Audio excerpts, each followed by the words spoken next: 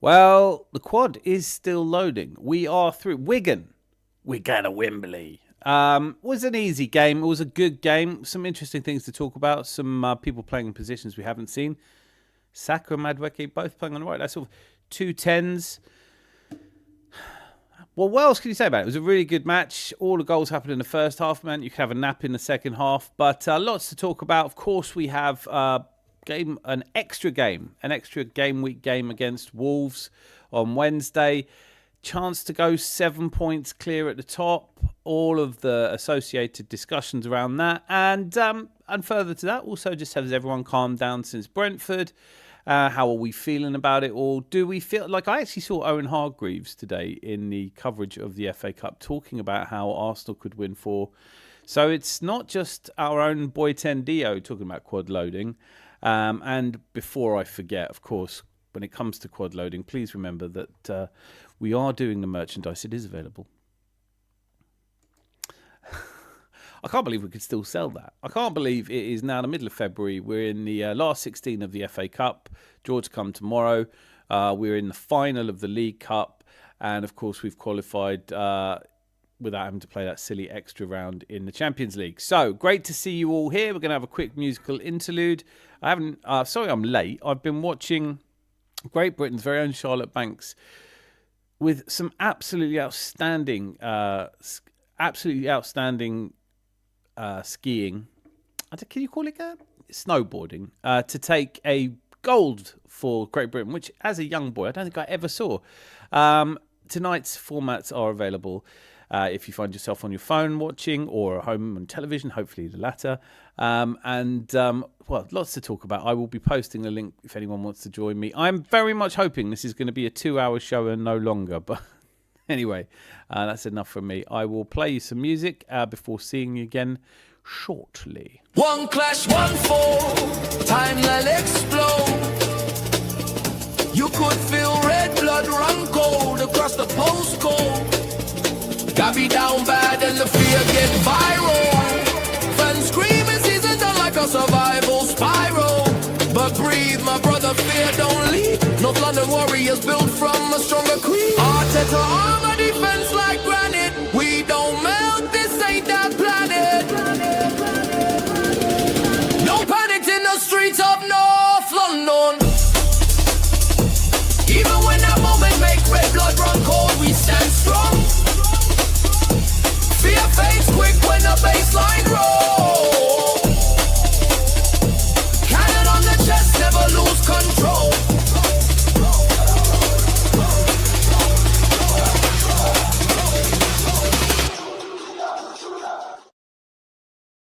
So I sort of I've looked ahead at some of the comments, and one of them is surely, well, why not just put it up there? Surely a good day for all.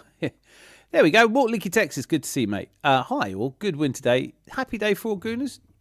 I don't know. I would think so. I would expect so. But nothing would surprise me. Is there a reason anyone would be particularly disappointed with what's happened today or just generally? Or are we still expecting Man City to overtake us?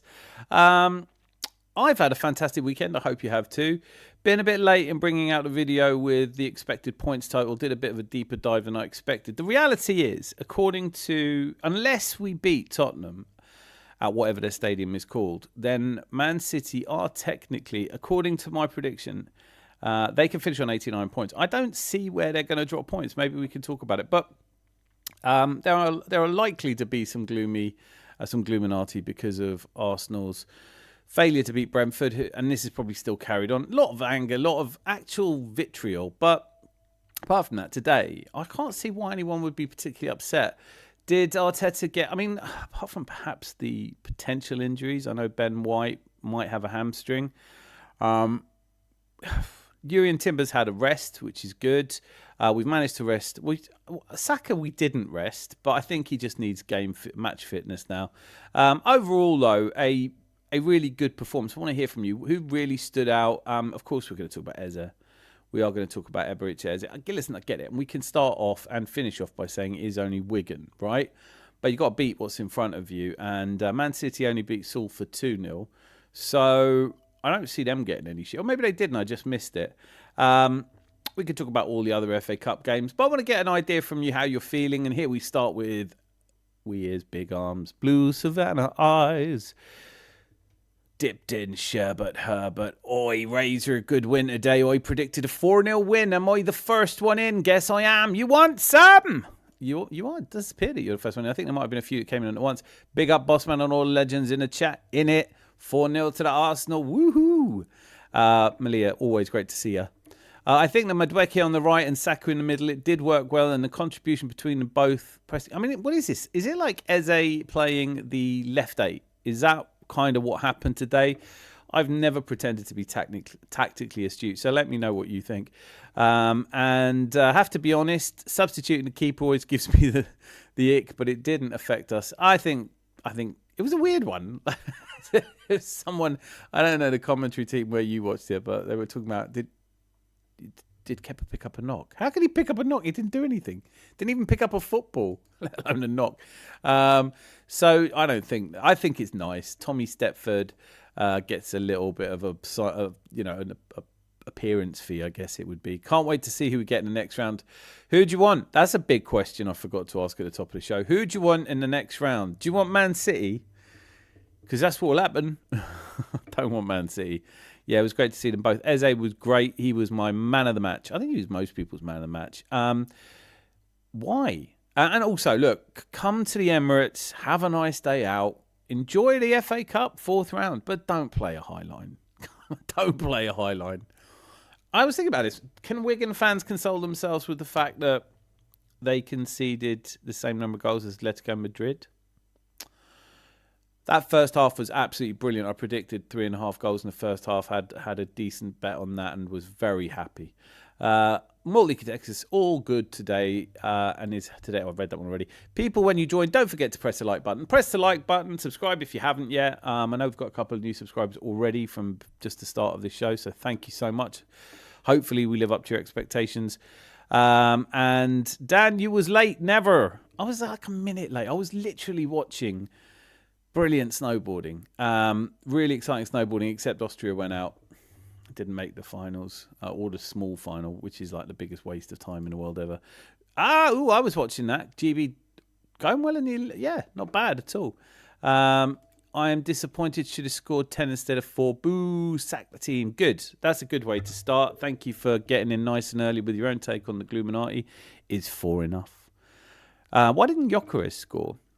Stuff like that. There he is. Colles, gentleman's preference. Evening legends, Malia, Anthony, Mortliki, and of course, Landlord Dan. Thank you for remembering me. People don't always. Fantastic to have you here. What are your takes? Are you feeling good? Are you feeling bad? Just want to know. Hi, says Belge 2590. Great to have you here. And then Spinneroon Jack. It was expected. Man City are still coming. Oh, that's a really positive outlook, isn't it? Oh, doomed. We're all doomed. The narrative seems to be going after Eze this week for not playing well enough until today. Yeah, do you think that someone spoke to him? Do you think something was said? I don't know, man. Like, it feels to me like you can't take too much out of this. He was brilliant today. The passing, the quality of the passing, the pace of the ball, the precision of it, absolutely vision and precision. But it is only Wigan, right? They did come and play a very high line. He looked good on the ball. I suppose one of the problems we might have with old Eberechi Eze, who we all love, right? No, I haven't heard anyone say a bad word about him, but the problem, I suppose, is going to be that he needs too much time on the ball. He's not adjusted quickly enough. Do you play him against... I think you have to play him against Wolves. I think it's a silly question. There's always one in there. Loved Saka in... Someone needs cuddles. Loved Saka in the centre... Yeah, good. Very important point to discuss, no? Like, how great was it to see Saka in a different position? Obviously, with Calafiori going out at the beginning, there was all this talk about perhaps he'd play left wing back. There's a lot of confusion.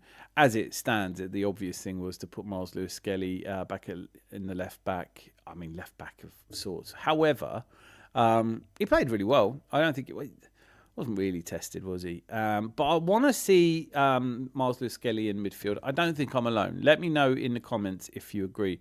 I want Villa in the next round. Okay, maybe not. That was harsh. Watched that game yesterday. That was harsh. So the only way, I don't know what that refers to. Eze has immense talent and is crucial. Arteta finds ways to consistently get the best out of him. There must be a role that allows him to perform at his highest level on a regular basis. More leaky text, I agree. It has become that, though. I don't know if in every club around the country it's always the manager's fault if a player doesn't play up to his potential. Of course, when we signed Eze, we all knew that he's a kind of ball progress. Well, actually, no. Today's performance really stood out for me because it wasn't him carrying the ball. It was him. Was it, the line splitting through balls, the kind of pass that is better than a goal? Certainly his pass to Madueke, but Madueke finished it really well. And then there's one or two times where, not to be critical, this isn't a day for massive criticism, but I do have to say what I think. And do we have to do quite so many step-overs? If you beat your man, can you not have to beat him again? Can you just, cross or shoot? That was something. Did anyone else notice that? Particularly Madueke, I'm thinking of here. Evening all. Sandeep, great to see you. Hope everyone's good. Eze's a likeable guy, but he needs to perform. Very good point. Very good point indeed. And I know that people, when everything is Arteta's fault, and I don't think we should run from that. I think there is a point where I do agree that Arteta, not that Arteta is to blame, that's probably the wrong way of putting it, but just he should take responsibility for what goes on in his team. It is his team. He picks it.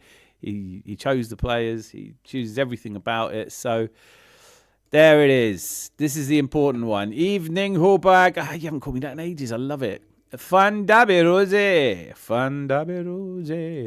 Eze's gone from his own burger van to work in a 5-star kitchen. It'll take time. Carlos, another quality comment from you, sir. Where'd you find these? Hope you're well, buddy. Malia. Rosie. I don't know why I read these. I'll read everything out. I'm like Will Ferrell in Anchorman. Put it up here. I'll read it out.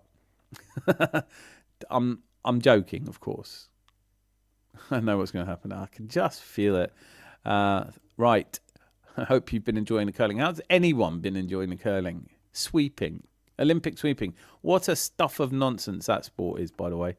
Oh my God, have I actually caught up? Is curling a real sport? No, it's not.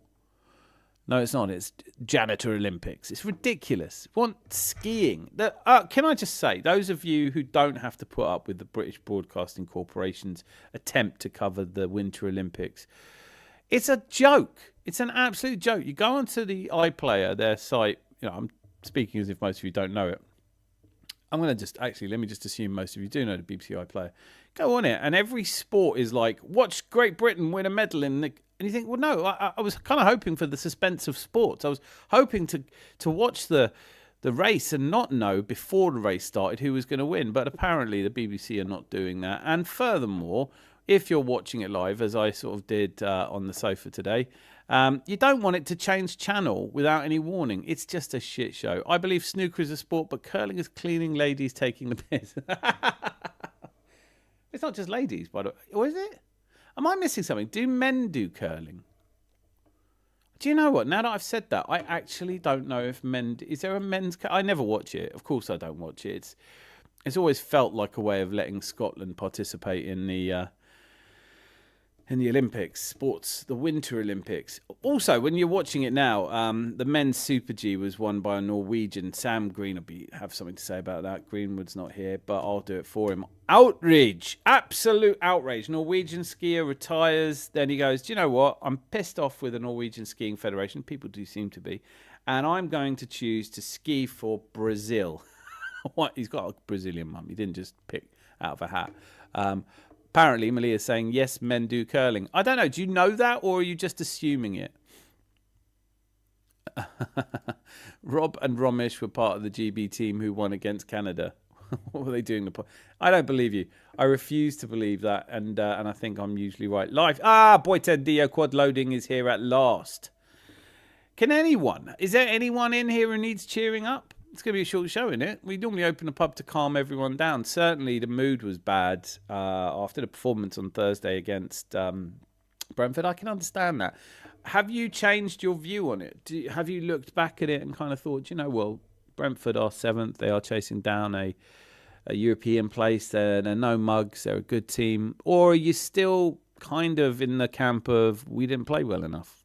What are we after here? Do we want to win a league or not? We could have put distance. I have to say, watching Newcastle play yesterday gave me a little bit of hope. I know that the circumstances in the Villa game, obviously the keeper getting sent off, that's just madness. And when he was sent off and everything. But did you watch that and think, because obviously Man City have to play Newcastle, is there any chance at all that Newcastle do anything but capitulate in the way they have been all season, with the exception of a couple of games like the one against Villa? Are you in any hope at all? Do you genuinely think, look, here's the thing, most, the prediction in terms of average points it takes to win a Premier League, it's actually 88 points it takes to win a Premier League on average. So in order to secure that, Manchester City would have to, well, if they're perfect, they get 89 points. So they're either perfect or they don't get 88. Do you think that Man City will win their remaining 12 games? All of them? I mean, and they've got to play us as well. And how many games do you think we'll drop? Because we've still got a 4-point lead. And I know people don't want to hear me say, but we're still 4 points ahead, which is, to be fair, all I'm saying is I'd rather be 4 points ahead than not, right? That's kind of all I'm saying. Right, we've got here. Curling is elite. Behave thyself. No, I won't. It's not elite. It's a nonsense sport. That young player that came on, Sam, and the other youngsters put in a good shift too. I don't think anyone had a bad game, did they? I didn't see anyone have a bad game. We're through. We don't get a huge break now, ever. Like I'd quite like a lot of these players to go to Dubai for a week.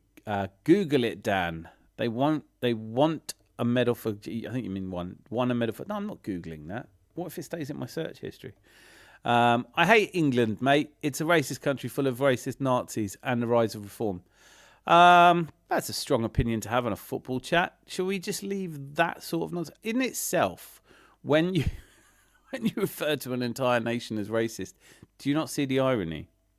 Do you not see the irony? It would be like if I said all Italians are always late for everything. I don't believe in nations and I don't believe in ethnicities, so you really are shouting at the wrong person. But I've lived in England most of my adult life and I don't agree with you. And I think that's as far as we want to go on that conversation. No, I know that, but the men's curling team are all Scottish, but they play for GB. All right. Well, they have to. There's no such thing as Scotland in the Olympics. Dia means heck.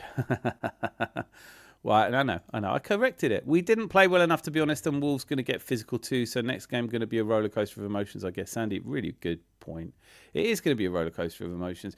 A title run-in ought to be. I know we wanted it done and dusted sooner, but I know I mentioned this on Thursday night as well. When you look around Europe, how far ahead teams are. Well, Luis Enrique, who's the manager, I think most sensible people would have at Arsenal if for some reason Arteta doesn't win a trophy.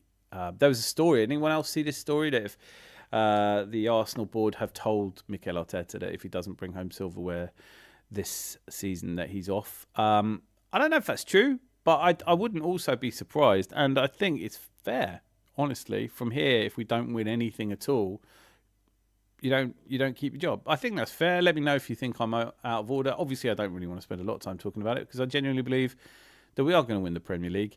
Although we do have to beat Spurs at their place, which I know I'm saying it like it's a big deal. It might not be. But we didn't play well enough. It is going to be a roller coaster. If you look around the European, Barcelona got tonked.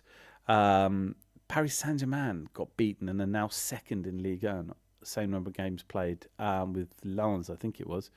Lens or Rennes, something, I don't know. I don't watch French football, but I did look at the results just because I'm interested in these sorts of things. And know we talk about them, so I like to stay abreast.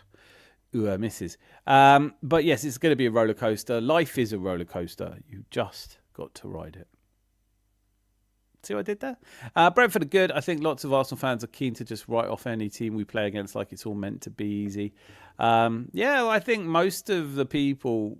All right, I don't know what percentage of fans it is. I'm not doing a poll, but I would say this. Like, a lot of people are looking at Manchester City and assuming, rightly or wrongly, that they're going to take full points from every game coming up. I don't see where their difficult games are. But, as I said before, I didn't predict that they would draw at home with Brighton and Chelsea. So everything's possible. It can go wrong. I don't think they will get 89 points. I'm not sure we get 88, though. Landlord. Were you a fan of Eddie the Eagle? No, not even a little bit. And I haven't watched the film. I just don't get the point. Like, I mean, just because you happen to... I mean, the loophole, which they've changed now, but the loophole was just if you happen to be your country's fastest or best, you get to go in the Olympics, which is fine until you think, well, we haven't had anyone do the ski jumping. No one in England does ski jumping. Wouldn't be a lot of places to... Eddie the Eagle was... he landed. I don't know how, but he did well. I mean, no, not in the sport anyway. I can't see City winning all their games. That means they beat us too. Even if they beat us, they're beating everyone else. That's a hard task this season. Maybe they deserve to win it if that happens. If they do win every one of their remaining games, you can't argue with it. And then you have to, who do you put that down to? Because he's done it with a team that haven't done it before. Pep Guardiola. Is he magic? Can't see the England comment because you have vertical on two. Well, it's your choice, guys. You can go vertical or you can go landscape. I didn't mean to put both on, but StreamYard, I was in a rush. We have Wolves coming up this Wednesday. I think we should get 3. We should get 3 points. Doesn't really mean much, though, does it? I mean, we almost choked at home to them. So, bit worried. And Bell's welcome. And where did you hear that? Where did you hear what? Majin's here. Where did we hear what? Please elucidate. And then here's the deal with the Premier this season and probably for the future. Athletic talent has hit a very high mean in the EPL. It has. I would like to also say, not only has it hit a very high mean, all these players start off at 8 years old. There's none of the kind of street footballers. I know Eze and Saka played cage football, but I'm not sure how much cage football they played. And the reality is they're all trained within an inch of their lives. There's not the difference across different players. Maybe there's not the attitude. I'm speaking off my hat here, but like I do feel like we're looking at winners, people who grew up in. Like, if you looked at the world's best players throughout history, they all came from near poverty or worse. Diego Maradona and Pele were in slums and favelas. I don't think any young players have to do that anymore. They're pretty much minted by the time they get to Max Dowman's age, no? So there's that. So there's this average. Everyone's trained to pieces. They're all very good. The difference between one player and another is technical. And then there's the fatigue. Because let's be honest, watching the games over the last couple of weeks in the rain, the cold, the sleet, the snow, you haven't seen the same quality of football that you've seen before that, have you? Or am I talking shit? You let me know. Right, Arsenal. Let's have a look. Players might not be skilled as yesteryear, but they're just about all better athletes, barring some exceptions, and tackled understanding amongst all coaches is so much tactical. Yeah, no, I agree. I think that the margins, that's why Arteta talks about fine margins. In sports psychology, they talk about fine margins. It's no different in the Olympics. You look at it, 1 second is too much sometimes. I think our season is going to come down to the Carabao Cup final. If Man City beat us and it's convincing, I think we'll have a huge knock-on effect on our players. I think that's a lot of people saying that. But I don't... What's your reasoning for that? Why do you think it's so important? Because otherwise, I don't really know if I'm sure. I think I could... Look, let me demonstrate. We lose, let's say it's a penalty shootout. We lose to City and the anger drives us on. The loss drives us on. I'm not saying I think that's what would happen, but it's not inconceivable.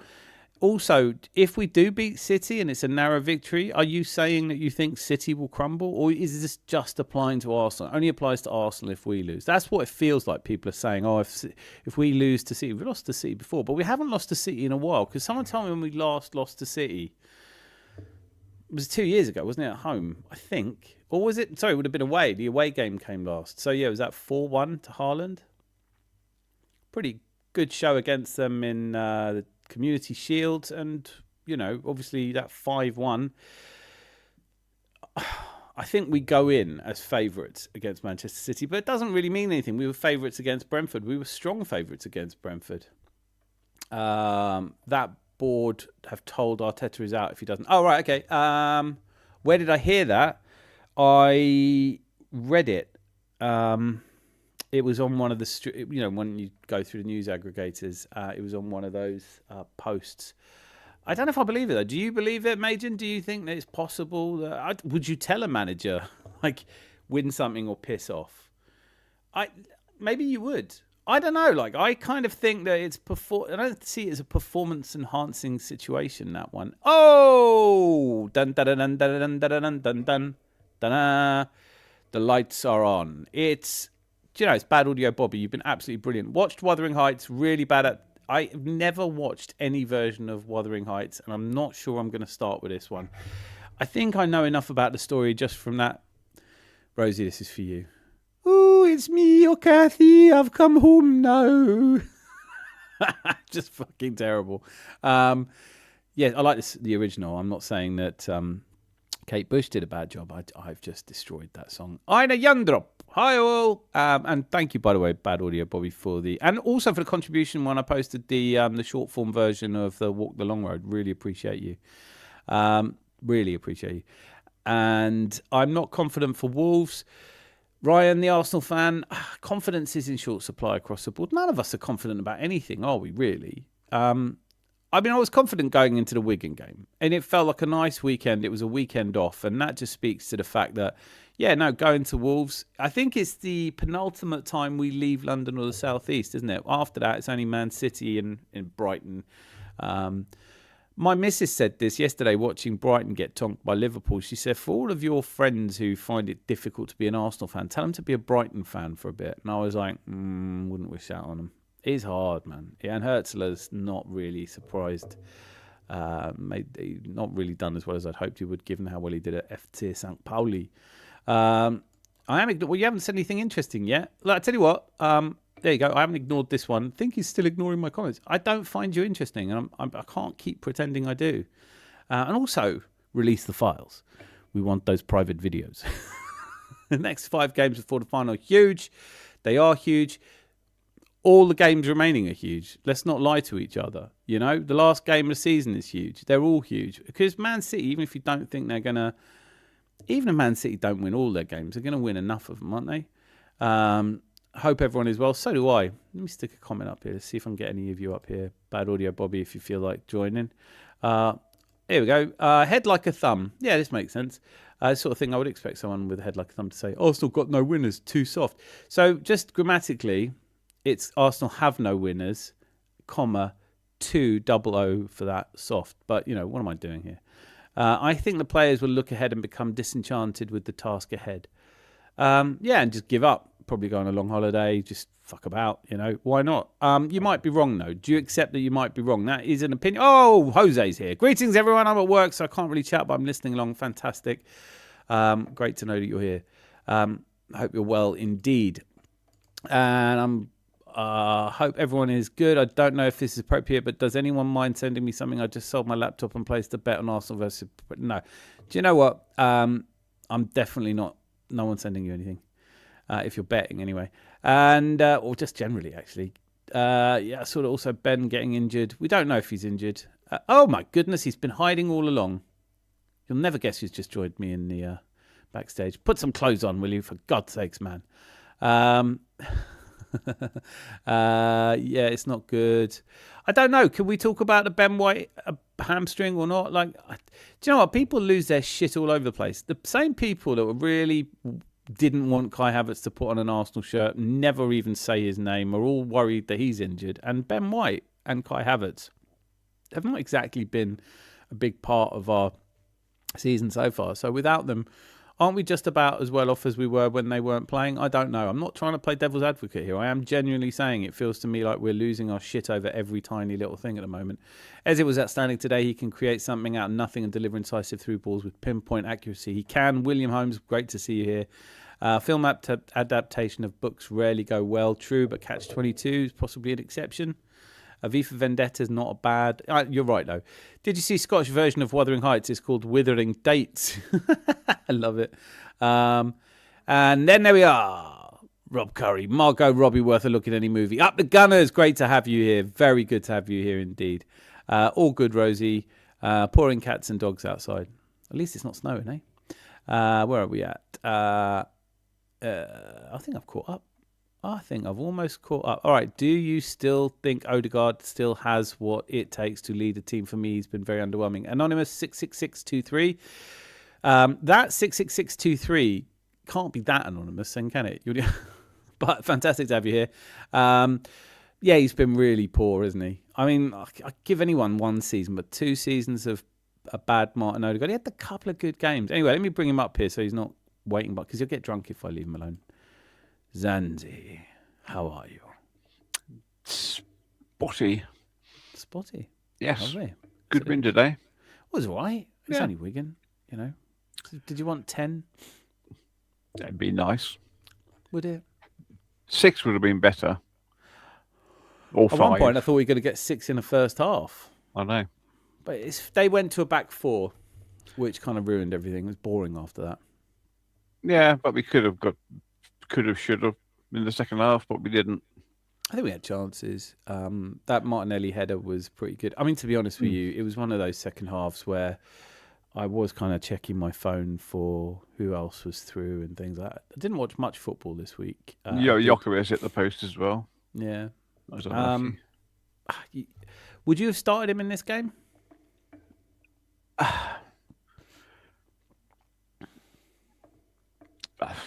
Does it mean anything now? But I personally, probably yes. This could be a short show, isn't it? Yeah. We're only gonna talk about things that matter right now. I'll tell you what matters right now. I have come across the most amazing piece of music this week, almost too good to exist. Is it Bach? Is it Bach? Let me know. Right, where are we at? Aina Yandrop, Sakura 10 with Madweke on the right was kind of fire combo. It was. It did look good. It is what would you say? I want to talk about that at some point. It doesn't have to be right now. But what was your sort of the thing that you liked most about that game?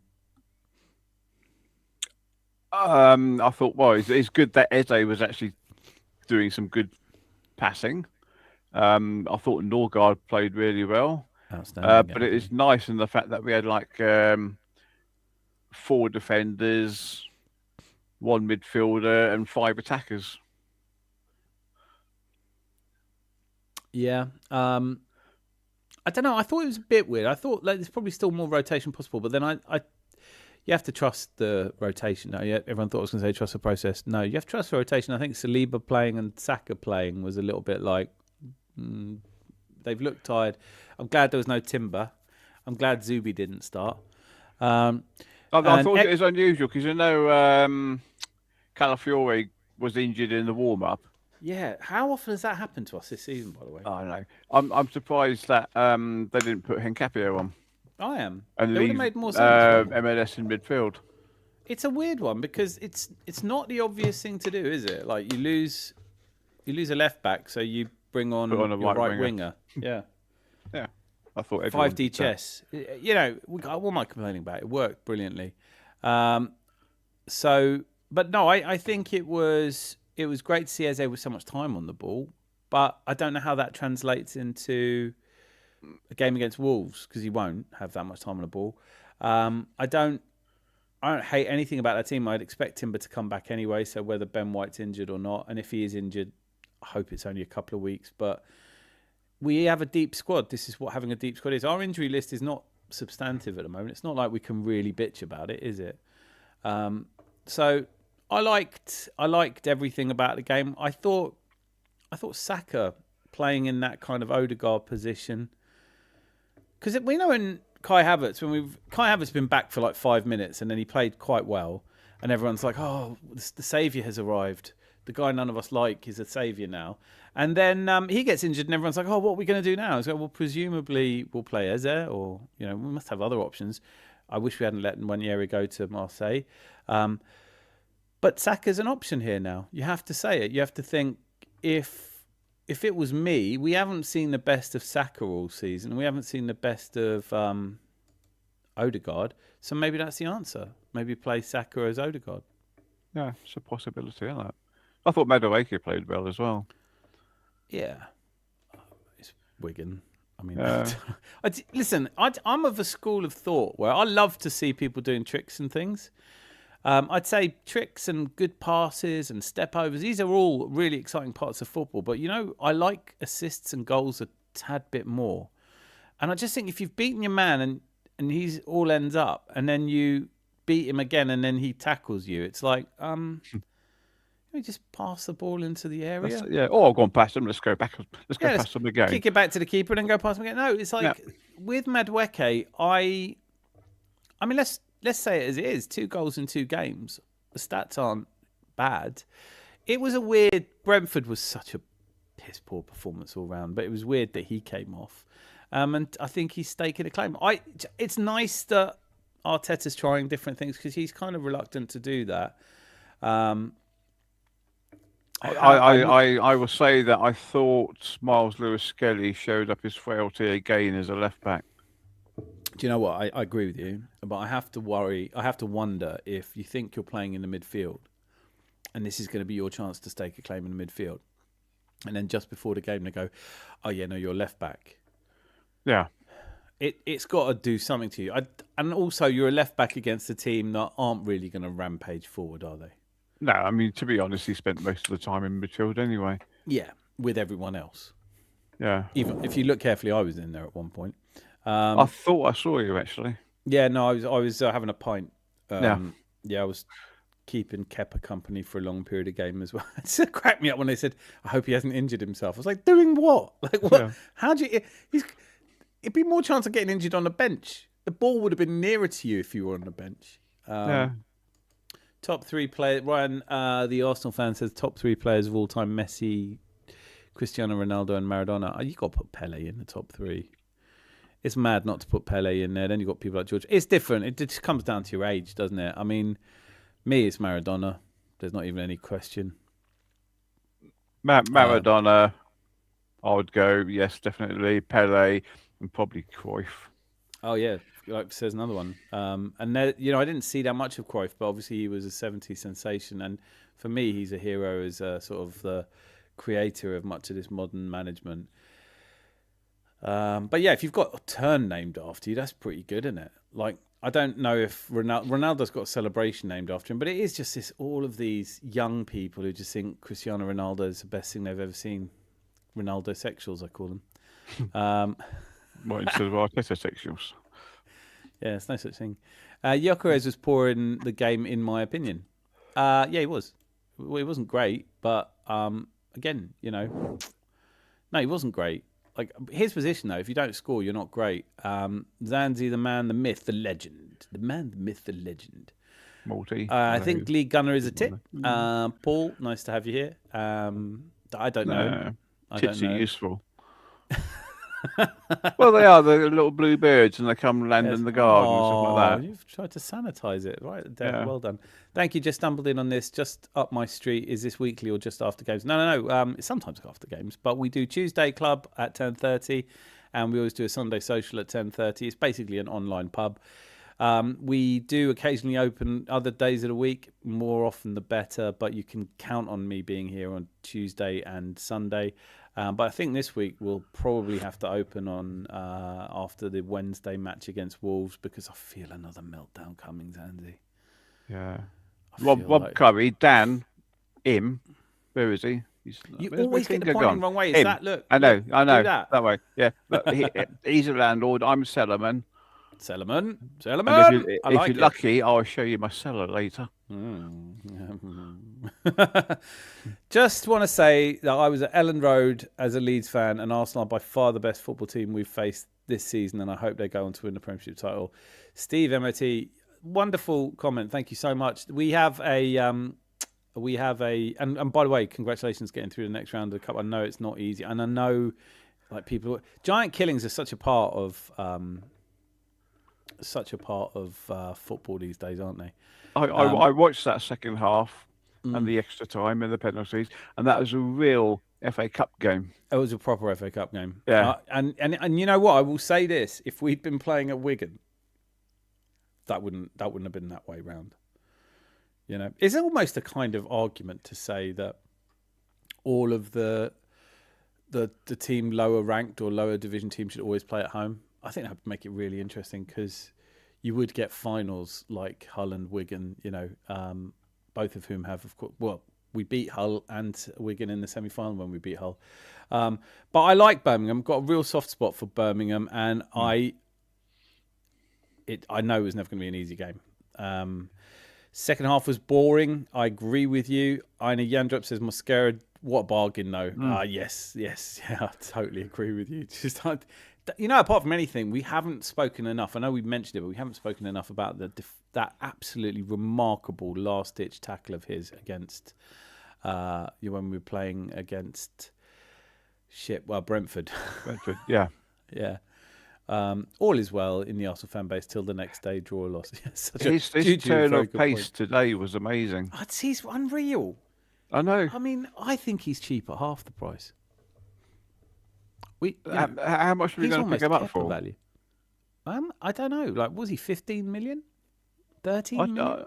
I don't know, because I mean, he's no, we bought him, didn't we? Yeah, we bought him. Hincapie. Yeah, he's 15 million. It's Hincapie who's on loan. 13. I think it's 13. Yeah. I think Hincapie is still only going to be about 20 million, by the way. I know. But PSR. Arsenal. I'm reading that. I thought everyone played exceptionally well today. I hope this gives us confidence to go on a winning run. I agree with you. But you just never know, do you? I mean, there's so much tiredness everywhere. Zuperman getting minutes seemed a bit pointless. It does seem pointless on Wolves. Thank you for saying that. I'm not the only one who thinks it. But then I don't know what minutes they need to get. You know, the phrase they need minutes in their legs and stuff like that. I do worry about the fatigue that you see in games like the Brentford game. We just looked like we couldn't push on. And also, if there's time, well, maybe we just make time. Zanti, the common narrative now is that Arteta plays too defensively, so he tells them when we go goal up to just sit back. Do you think that's what's happening, or do you think the players lack the courage to just keep at teams and they're trying to take a bit of a break and they want to just relax a little bit into games that they should probably just try and squeeze the life out of? I can't see that Arteta's going to tell them to sit back. Not 1-0 up. Look, to me, there's been a couple of times this season. I don't know, is the simple truth. We do it. You can't deny that it happens. And on some level, like I said earlier, if it's happening, it's the manager's responsibility to either stop it happening or to not ask them to do it in the first place. It feels like we do it because we're a little bit scared. So it feels like we just want to hold on and we just want to get through the game, and we think because we're a goal up, we're not going to concede. But we have been conceding. So at a certain point, we need to crush teams by scoring goals that we're not quite doing. And it's felt a little bit like the second half against Wigan, where it's all huff and no puff, all flap and no takeoff. But I just want to know, like in the comments, can you just let me know, do you think this is an Arteta instruction? I'd love to hear from you, with the exception, of course, of Arsenal FC, not Arteta FC, who I already know what you're going to say, so don't bother. Wolves will be a 0-0 draw. 5 attackers out of the box would help there. Original Nutter. I hope that's after UK Apache. Original bad boy, com Nutter. Nutter. Get in the junglists. Oops, too many justs. I didn't catch that. Yes, I hear that, but for me, there's too many footballers better than him. Better than who? Pele. Shush, go away. Have a nap. You don't always have to be here. Didn't really see the point in subbing Kepa with a few minutes to go. There is no. Can we just agree? There's no point to that. That is just a nice thing you do for a young goalkeeper who's only had one game before. There's nothing else to that. He must get a performance bonus for it. I don't know. Maybe he cleaned Arteta's car or something. But let's be honest. He was brought in. He is the England under-21 keeper, and he is decent. His cheer he got when he caught that cross into the box was good, though. I loved that they showed Raya in the stands celebrating him coming on, and I loved the embrace he got from Kepa coming off. There was a brilliant bit of commentary with it, because you remember the League Cup final where they wanted to bring him off. I can't remember the manager that wanted to bring him off now. And he wouldn't come off, and there was just this furious manager on the touch. Who the hell was that? Someone in the comments tell me. Right. Calafiori, feels sorry for him. Always injured. Is he made of glass? No, he had a really bad injury in his career before he ever came to Bologna. And he went out to Switzerland, didn't he? And so he's not exactly been injury-free. But Arsenal, we do have a bit of a problem with injuries. I don't know what it is. Well, maybe not talk about it tonight, but I wanted Rice to go on a mini vacation somewhere, not on the beach, not on a bench. Yeah, I think that's like I wouldn't be averse to sending Zubimendi, Saliba, like about 5 of them off to Dubai by themselves, have a good old knees up. but lying down, obviously. Ben White isn't injured. Saw a post on his Instagram earlier. Thank you. I did see murmurings that he wasn't, but just for me, it's just funny because I'm not naming any names, pointing any fingers, but people are going, "Oh no, Ben White's injured." It's like, yeah, but he's not playing anyway. Tommy Asu's still injured. What difference does it make? I think Tommy Asu was born injured, wasn't he? I feel for him, I feel also, anyone see the awful looking injury it looks like? Maybe let's talk about injuries. Anyway, Arsenal FC, not Arteta FC, sharing his opinion who he thinks is a good player. I think I'll wait till you've watched a few games before I give a shit what you think about that. Rude one, Starbucks fresh. Brentford are shit. Brentford is I've totally read that wrong. I said Brentford is shit, and then I realised he's like Brentford is shit hot. To be fair, Dan. Yeah, look, I think they're great, and I think they played without fear, and they're chasing down a European place. We saw this from Nottingham Forest, large parts of last season. The stress and pressure is on us. It's how we cope and deal with it, and I'm not sure we did cope and deal with it like all of us wanted to against Brentford. But this is a tough part of the season. We've played 26 games. We're tired. We've played 8 games in Europe. We're tired. We've got to the League Cup final. What's that? 6 games total it would be. And now we've just played our second FA Cup game. We have played, is it 40 or 41 games now? And it's not that. It's just the fact that they know there's so many more games to come as well. And they're going to be tough. Gabby Martinelli had to stop. His goals running from our half have been awesome. I love him at the moment for that. I love him on the pitch. That's why you bring him on, I guess, isn't it? I was amazed how him and Jesus just kept swapping positions all the time. It is technically Jesus because he's Portuguese, so they pronounce it. It's like Jose Mourinho, not Jose Mourinho. But we call him what you want. Round here, we call him Jesus. The Arsenal number 9. Some water. Pele, listen, I think for my particular age group, born in 73, I did not see Pele, right? I saw the same 1970 highlights everyone else has seen. But I lived Maradona.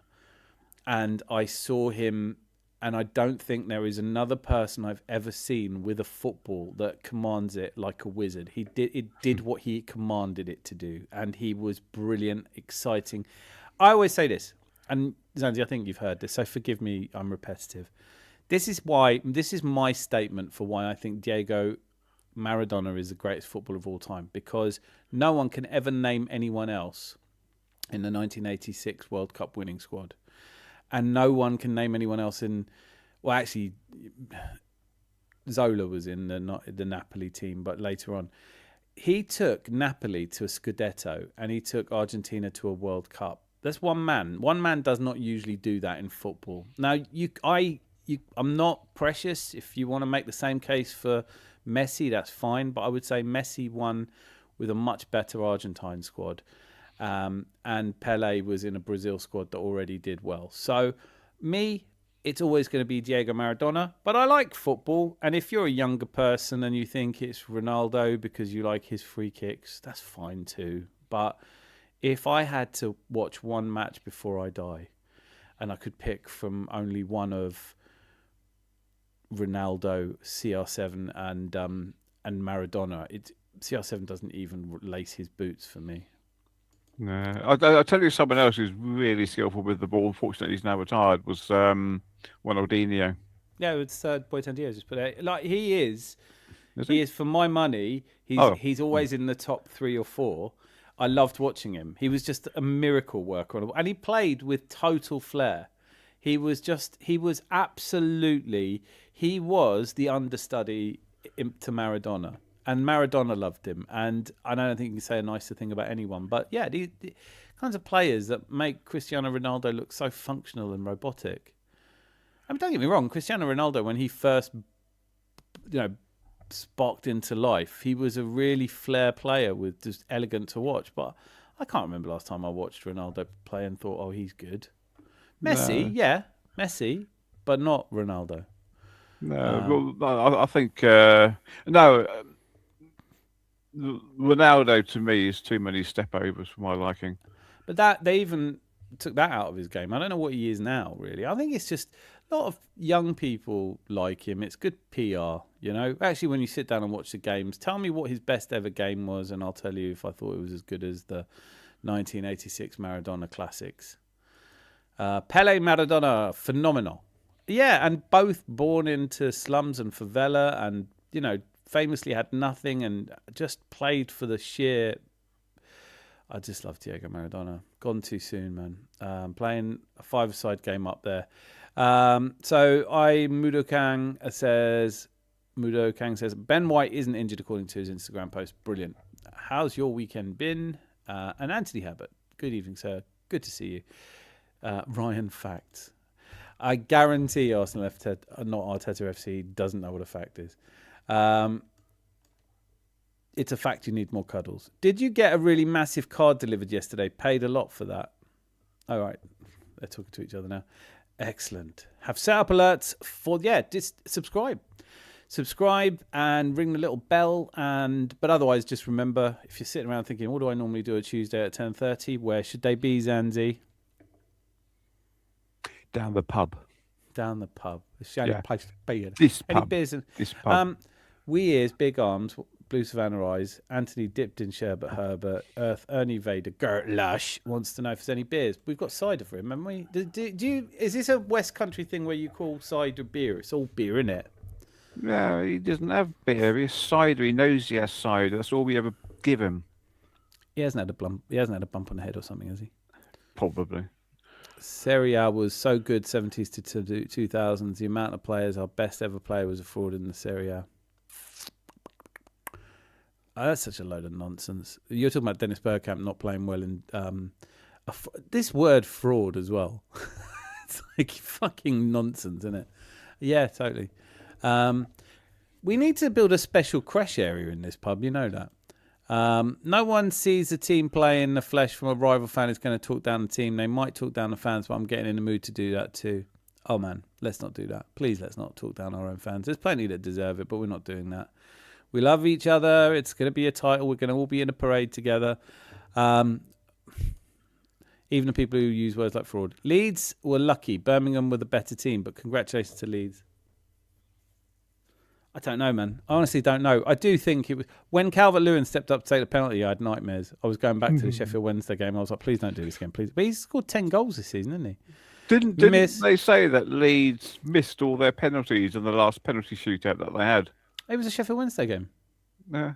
I'm pretty sure it was. No, I don't think they missed all of them. I do remember that he missed 2 or 3, or Tom will tell you, Mr. Tom will tell you. It was like 2, 3 or more chances when he came on. And then he missed his penalty as well. It's just a bit rubbish. Miss Molina. Brilliant to see you. Henry and Patrick flopped in Serie A. No, Henry didn't. Oh, man, like this is the problem being my age. I actually remember this. Patrick. You talking about Patrick Vieira. He never played for AC Milan. They bought him and sold him for a tidy profit. And Thierry Henry... they wanted him to play wing-back, continue to play wing-back at Juventus, and he decided not to. But I don't know what your point is anyway. Are you saying that Serie A is so good because players from Serie A came here and did really well? They didn't all. Shevchenko didn't. Shevchenko was the best striker in Italy for years, came here and scored 9 goals for Chelsea. I think if you want life to be this simple, I used to watch Italian football back then. Yeah, it's just not. It's just sadly what you're saying just isn't true. By the way, Thierry Henry, Patrick Vieira didn't flop. In fact, let's have a look. I'm just going to look up how many games Patrick Vieira have played for AC Milan because I'm not sure he actually, if any, I think he might have played 4, but I might be talking out of my arse here. Say something entertaining. While you're looking at that, it was their keeper today, Tickle. Hey, yeah. Arsenal tried to buy him, and he said no, he wants to play football.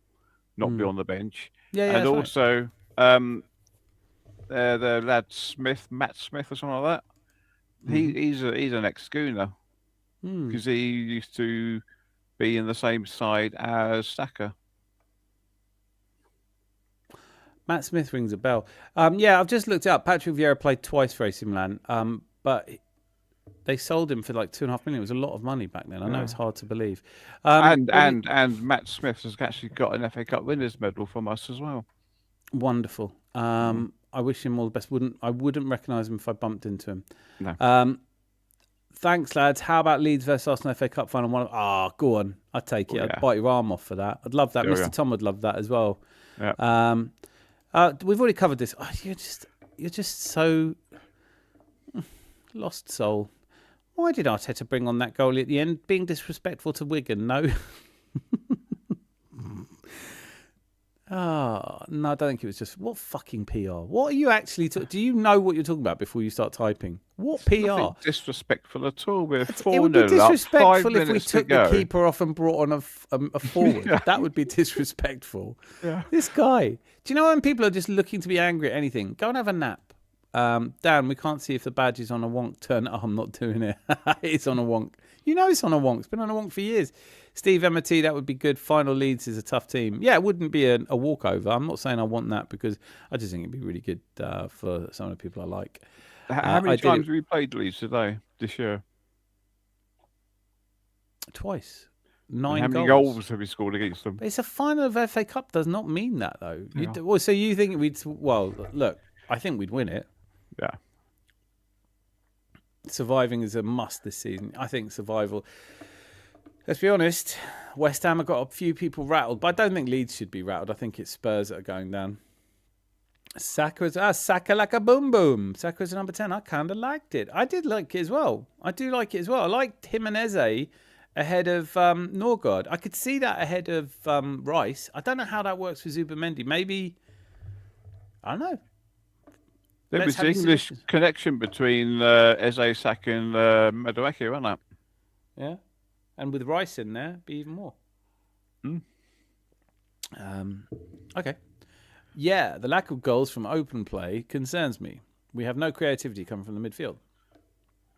I don't know. I do find it weird. I definitely don't feel like we're free-flowing attacking football, but it's only one team that scored more goals than us, and we haven't scored that many from set pieces. Right, the problem is even Man City and Liverpool turn up and play 5 at the back against us. Very good point. Very good point. Where are the teams that just come and have a go? Wigan, apparently. You're as well to be hung for a sheep as a lamb. That's what they all say. Steve Empty, yeah, you will. Leeds is good too good to go down. I don't see them going down at all. It was Surrey, was it? Okay, thank you. Thank you, Anonymous. I don't remember if that totally makes sense, but it's completely... I remember him being really angry. Yeah, it is Surrey, isn't it? Who's the other one I thought it might be? What a shit show. Imagine that, telling your keeper to come off, and he goes, nah. No, I'm the manager. Yeah, but no. I'm going to stay on. Then we're going to lose. I was talking about CR7, not Pele. Also, never watched Pele. No, I know. I'm not sure you've ever watched football, let alone Pele. And also, aren't you like 14? Not sure about Saka in a 10, but I like the Arteta is willing to try stuff. Brilliantly said. Love that. That's how I feel. Zanzi, you agree with that, don't you? Yeah. Because I don't think he does try new things quite often enough. Yeah, I think he's on to a winner anyway because it was Wigan. I don't think he'd do it against Man City or Chelsea. Yeah, that's the key issue, isn't it? That's the key issue. Like, we have some bloody hard games coming up. You know, I'm not really excited by. This title run in is going to have us all a little bit wobbly, isn't it? Unless unless you're one of these absolutely convinced.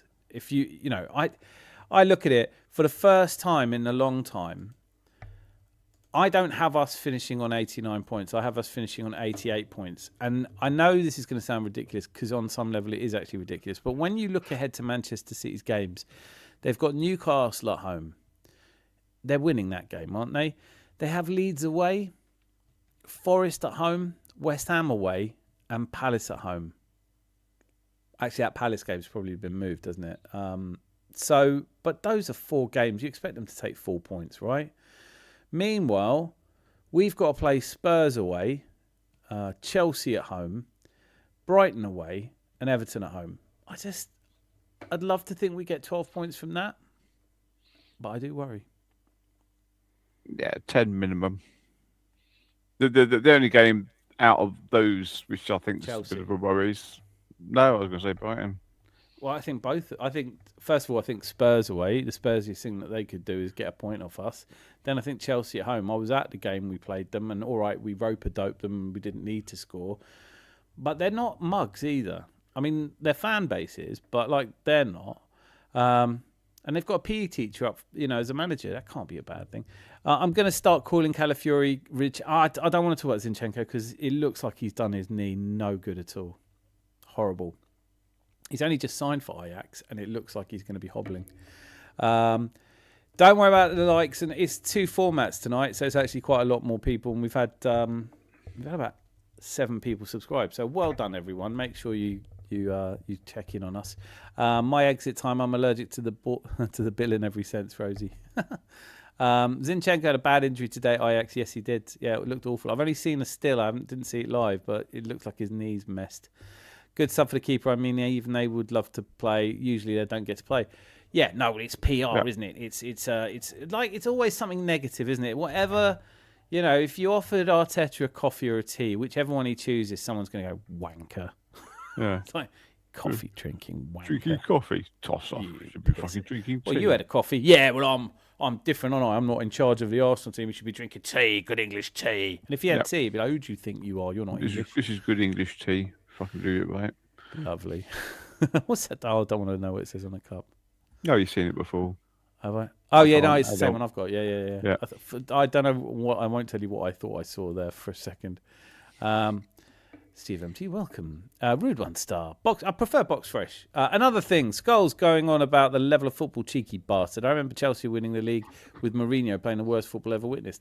And also, I do remember, and I can't remember who exactly it was, but someone very rightly saying about Manchester City that in their second title win of the 4, I don't enjoy watching them. And people don't really enjoy watching them because it was possession football with, lethal finishing, but it wasn't fun to watch. If you really want fun football, get yourself a console, play FIFA. Get drunk and play FIFA. Ronaldinho was one for me. He's converted me from American sports to... I can totally... Yes, I see, that's a fantastic point, Jose. Because if you just watch football and you're new to it and you see someone like Ronaldinho, you've got to love him. You can't... Like, he scored that horribly good free kick against David Seaman, right? Mm. And I still love him. Diego Maradona scored that obscene handball goal against England, but then he went, do you know what? All right, I've nicked that, but watch this. And then he just, I want to pick up the ball wherever I like, and I'm going to score. And there's not a damn thing. You can try. Terry Butcher, I think, tries to tackle him twice. Do you know what I mean? Like, when you're that good, you deserve to win. And if you don't know, and once we get into football, obviously, let's be honest. Right now, if we grind out draws like the George Graham or wins like the George Graham era, and we just hoof it upfield, and we have Gyökeres knocking it down to Madueke scoring, we'd all take that. None of us are going to prioritise attacking flair and guile over this Premier League title. But ultimately, when you're trying to bring new people to a sport, it's Ronaldinho you show them, it's Maradona you show them, it's Messi that you show them. Mm. I mean, Pele for me, but I'm black and biased that way. Love Maradona almost as much as he loved the sugar. I don't even have to say allegedly. He's a stone fact. Went to Napoli and they went, here's a cubic ton of cocaine. Enjoy yourself. Okay then. No, but Pele, it just is an age thing for me. Everybody I respect over a certain age says Pele, and you had to see him play, and he scored 1,228 goals in his career, so he was no dummy. But Maradona just had that little bit of edge, didn't he? Romario from Barcelona was great too, but there's so many to choose from. Yes, yeah, that's a good shout. Well, no, actually not in the world's best. I wouldn't put him in the world's best. Ronaldinho was so exciting to watch. He always had a smile on his face. Yes, he did. Yes. I just love that. I just love players that, I mean, yeah, just play like they're still playing on the street. They said that at Cole Palmer on Friday. It was a boring game. Was it Ronaldinho's goal? Is either against Chelsea or Man United, where he's just outside the box. Man United, yeah, still, and he does like a little jinx, and then hits the ball. Yeah, it was. Yeah, because the Harrier was in goal, so it had to be Man U, Yeah. wasn't it? Yeah. I mean, he is just every time you watched him, he did something special. Yeah. But I still don't think he's as good as Maradona. That's how good Maradona was. But I'm qualifying that by saying I never saw George Best. I never saw Maradona. I never saw Pele. Eusebio. There were a lot of Cruyff. There were a lot of players that I only saw. There's a difference between seeing a player do something live and seeing the clips of a player doing something. And we all look good in a show reel, but like when it comes to it, Diego Maradona for me was the sort of player he was mesmerizing. He was he was magical. He was a wizard. Gary Lineker tells a great story about him when they were playing an international friendly rest of the world against, and I can't remember who it was, but he said like Diego Maradona was he'd done this thing he'd never seen anyone do before. He just got into the centre circle, kicked the ball up as high as he could. And then when it landed, he kicked it back up again, and he did that 10 times. And the most anyone else could manage was 2 or 3. He was just like he knew where this ball was coming down. He had total mastery of the football. Yeah. But it's also the fact that he said that Maradona never took more than 3 steps to get the ball again. Where other players having to run to get the ball. Yeah, that's it. Exactly. Yeah. Exactly. And that was very much like him in a football match. You know, you couldn't push him over. You couldn't tackle him.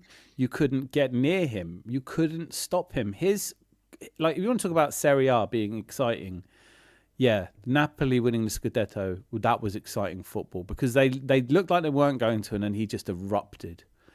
And he was so honest, and he was such an uncomplicated individual with such a complicated story around him. I just love Diego Maradona. I think we could do an entire show about our favourite players.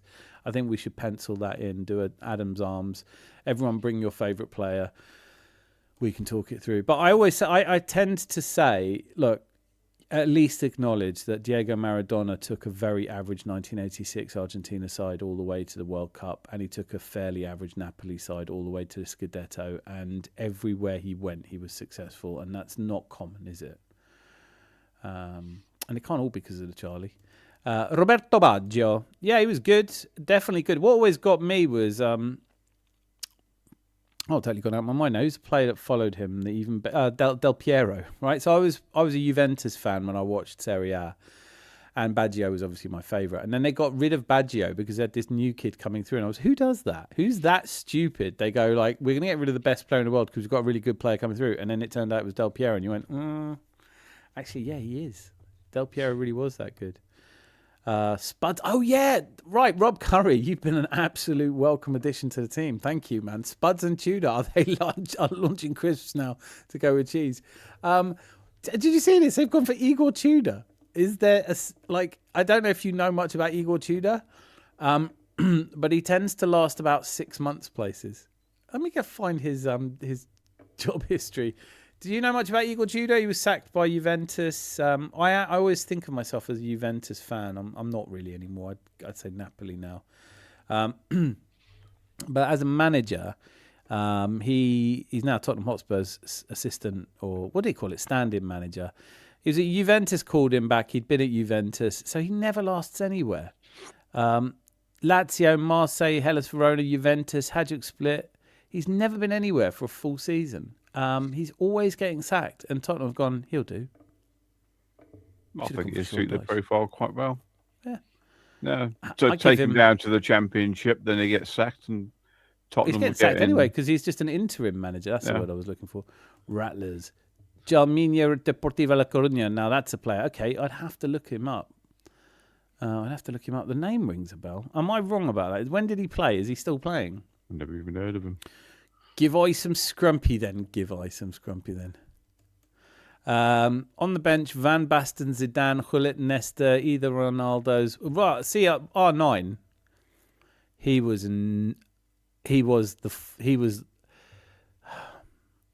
Okay, I mean, he's probably. I would say it's hard to think of a better forward player than Ronaldo. He was just special. Hey, Uslai Sex is here, and not so late as we often come to expect you to be. Hello, guys. Love the rotation, the formation, and more importantly, the victory. Well said. Did you Do you think we learnt anything that will be useful to us as we take on Wolverhampton Wanderers? Wolverhampton Wanderers. It was just a win that gave us a confidence boost, wasn't it? I hope so. I don't know. I hope so. Yeah, we've got Hear Me Out. Hear Me Out. Peter Beardsley was Messi before Messi. Oh. I don't think I would call him Messi, but he was a great football player. That's what happens when you're good at an impression of somebody that nobody ever speaks about anymore. I like to play football and I have a Muzz half time. Yeah, Peter, next time we're taking a photograph, make sure your bollocks are in your shorts. Yeah, I know, like it's, no one's ever, to be honest with you, my boat race is so fucking hideous, no one's ever looked at me tackle. I've never seen him tackle. Did you ever see that photograph of him? I do. It rings a bell that you mentioned. There's a team photograph, and he's kneeling down, and he's. What drew your attention to that part of the picture, Zanzi? Have you? No, it was on. Fruity. It was on that Badil and Skinner thing, wasn't it? Oh yeah, what was that called? Fantasy? No, it wasn't. Was it fantasy football? I don't think it was. Someone in the comments will tell us. We don't need a memory anymore. I rely on the comment section. Yeah. But Serie A is so good, though most of all-time players played in the league. Yeah, I mean, don't get me wrong. It was the money league. The reason that all of these footballers, like Jurgen Klinsmann, Rudi Völler, Ruud Gullit, Frank Rijkaard, Van Basten, George Weah, like there was so many great players. Ronaldo, so many great players played there. Tax rates in Italy are fucking nothing. When we signed Anders Limpar, he stormed into George Graham's office the first minute. What the fuck's this? He goes, well, that's your wages. Well, no, what's this bit? Well, that's your tax. I don't pay tax. Well, everyone does. Well, I don't. I've never paid tax. Ah, I see. You're from Italy, aren't you? You've been playing in Italy. Yes. Unfortunately, Her Majesty does need. Yeah. Italy, Shevchenko was outrageous. Yeah, he was his best player. I mean, like when Chelsea signed Shevchenko, like I can't have been the only person who thought, well, that's that then. Best player in the world, 9 goals in his Chelsea career.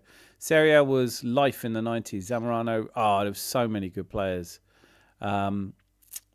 List goes on. George Weah with his goal for AC Milan, where he picked up the ball on the edge of his own area and just ran it. Before I ever saw Thierry Henry do it, I saw George Weah do it. Wasn't he in Doctor Who, Matt Smith? Shevchenko was Medvedev also. Serial R. He's done that thing, they do in Bristol where they put an L on the end of thing. He's a Serial R. That was great. Used to watch on Saturday mornings. Go Lazio. And everyone thought it was Go Lazio. Yeah, Baggio and listen, Baresi, Maldini, they were Cannavaro. There were some amazing footballers. I don't know what's happened. I mean, obviously, a huge amount of corruption has tainted the Italian league and made it very difficult. They're finding it very difficult to drum up the interest. That's why they're having to play games in Australia. Italian league did have some ballers back in the days. Had some of the best players ever played in Italy. Zanetti. Who was the goalkeeper? Zenga, Walter Zenga. Kaka. Oh, there's another one. My God, yeah, he was brilliant. After the Brentford game, I had to go to bed for the sake of my blood pressure. This roller coaster probably isn't good for my health, considering my age. Rob Curry, you're not alone, mate. I promise you're not alone. We do like a healing thing here after the matches. We try and just keep it calm. Let's not pretend it's going to be easy. And I think the roller coaster is absurd. But I really felt it when we beat Sunderland 3-0. I was really anxious about that game. And then we won it. And I was like, oh, wow, okay, good. And then when Liverpool on the day... So I literally started thinking, we're going to win this. We're actually going to win this. Liverpool go 1-0 up in the 84th minute. And I was like, fuck, this is actually happening now. It's not just me wanting it to happen. It's like I'm starting to actually cross over into the territory where I go, no, this is genuinely happening. And then 10 minutes later, I'm like, oh, fuck. And then Brentford, and I'm like, oh, shit. And now Wolves coming up, and I'm not looking forward to it. How absurd is that? Positional fluidity is a nightmare to the opposition. You don't know who to mark. That's what we're evolving to be. I really enjoyed Saka playing 10 today. Boston Guns, great comment, man. That's a really good positional. Yeah, that's nobody. Well, actually, I've been watching a little bit of the Championship, and when you're in the queue for something, could be a supermarket, and you evaluate the queue because you're a bit of a hurry and you don't like queuing. Who does? And you pick a queue and you think, oh, this one will go quickest because the woman in front of me's got a little basket with 2 tins of cat food. And then you get, she gets out a ream of coupons and it's starting to look right. And you say, oh, fucking hell. And then next to you, the queue has gone down to, this is one person he's paying, and you snatch it in front of them. And then, whatever happens, whenever you shift queues, suddenly the queue you were in goes much quicker. I've always been a secondary Millwall fan. I've always gone, I love Millwall. I want to see Millwall do well. But I decided this season, not that long ago, right, I want Hull City. That's who I'm supporting, Hull City. So my boss at work, he's from Hull. He's a Hull City fan. And I just thought, get into it. Hull City, they're going to come up this season. They're playing really well. And then I had to watch them get absolutely battered by Chelsea, and meanwhile Millwall have climbed above them. So I've joined the wrong queue again, haven't I? Millwall are coming up to the Premier League. Can't wait for that game. Oh yeah, Millwall Spurs. Oh no, of course they're going to Millwall swap, West. Yeah, that's right. Yeah, Millwall West Ham, you mean? Yeah. No, apparently, from what I know, is Millwall really hates Spurs. They hate Spurs and they hate West Ham. Everyone hates Spurs. You don't get a prize for hating Spurs. They're detestable. But yeah, as to the roller coaster, we just got to keep each other going, haven't we? And also, got to keep a little perspective on it, because the leagues aren't won on emotion; they're won on points. So I think if we get to 87 points, I'm still doing the analysis because I like to do a deep dive, and it's not easy to do. But there is a video coming out in the next couple of days where I'll explain it in as much detail as I can muster. But we just have to stay calm, and we have to beat Wolves. That's what I'm saying. Everyone said the Seaman goal was a fluke at the time because Ronaldinho was relatively unknown back then. Luke, great to see you. There were people who said it, but there weren't many sensible people who said it. And also Ronaldinho, even if you didn't know him that well, he wouldn't have lied about it.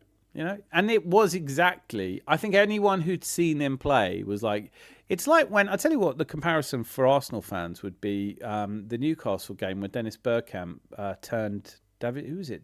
Davies? I can't remember. David or something like that. Yeah, and he spun him.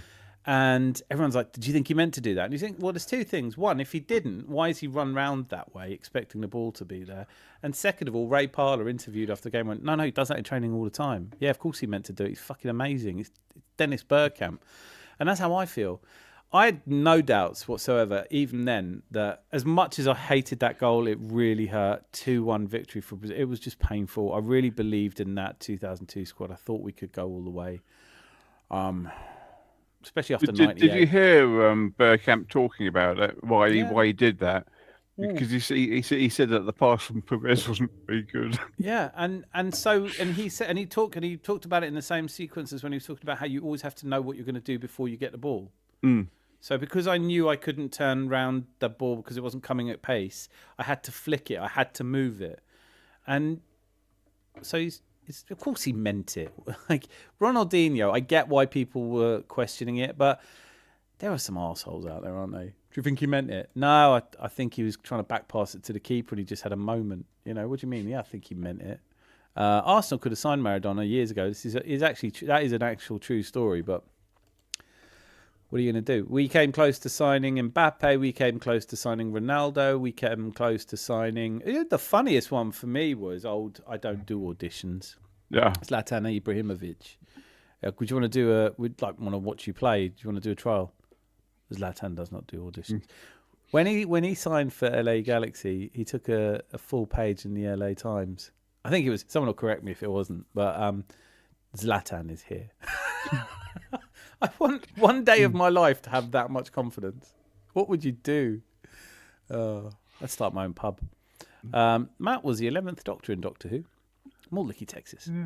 Yeah. Who was that Dutch striker that we were always linked with? Dutch? I know Karel Benzema, the Frenchman. Sorry, Benzema, that's it, yeah. Yeah, forget it. Yeah. Forget it. Like, Every season, Arsenal linked with Benzema. Yeah, I okay. used to watch. How many of us used to watch Transfer Daily with Robbie Lyle? Bringing you the news and views, every day, and I'd watch him. Benzema, well, it'd be good for us. Benzema, I can't wait to see Benzema, and then no, and then the next transfer window, and then the next transfer window, and the next transfer window. When I did my first ever transfer window, the missus said, "What are you looking forward to?" I said, "The one thing I know for sure I'm looking forward to is that we won't have to talk about Karim Benzema." And of course, she didn't get it. And I was like, the very first time I went through the news aggregators to look story, and there he was, Karim Benzema, thinking of coming out of retirement to play. I was like, "Fuck off! Just fuck off! I don't want him. Like, I never want him anywhere near us." I only got to see Pele in a World War II movie with Stallone. Yeah, Escape to Victory. I don't think that does him the justice. Watch the 1970. That 1970 World Cup final, Brazil Italy. That is one of the great games. Oh, I'll tell you something. But there are people going on about Ronaldo's free kicks.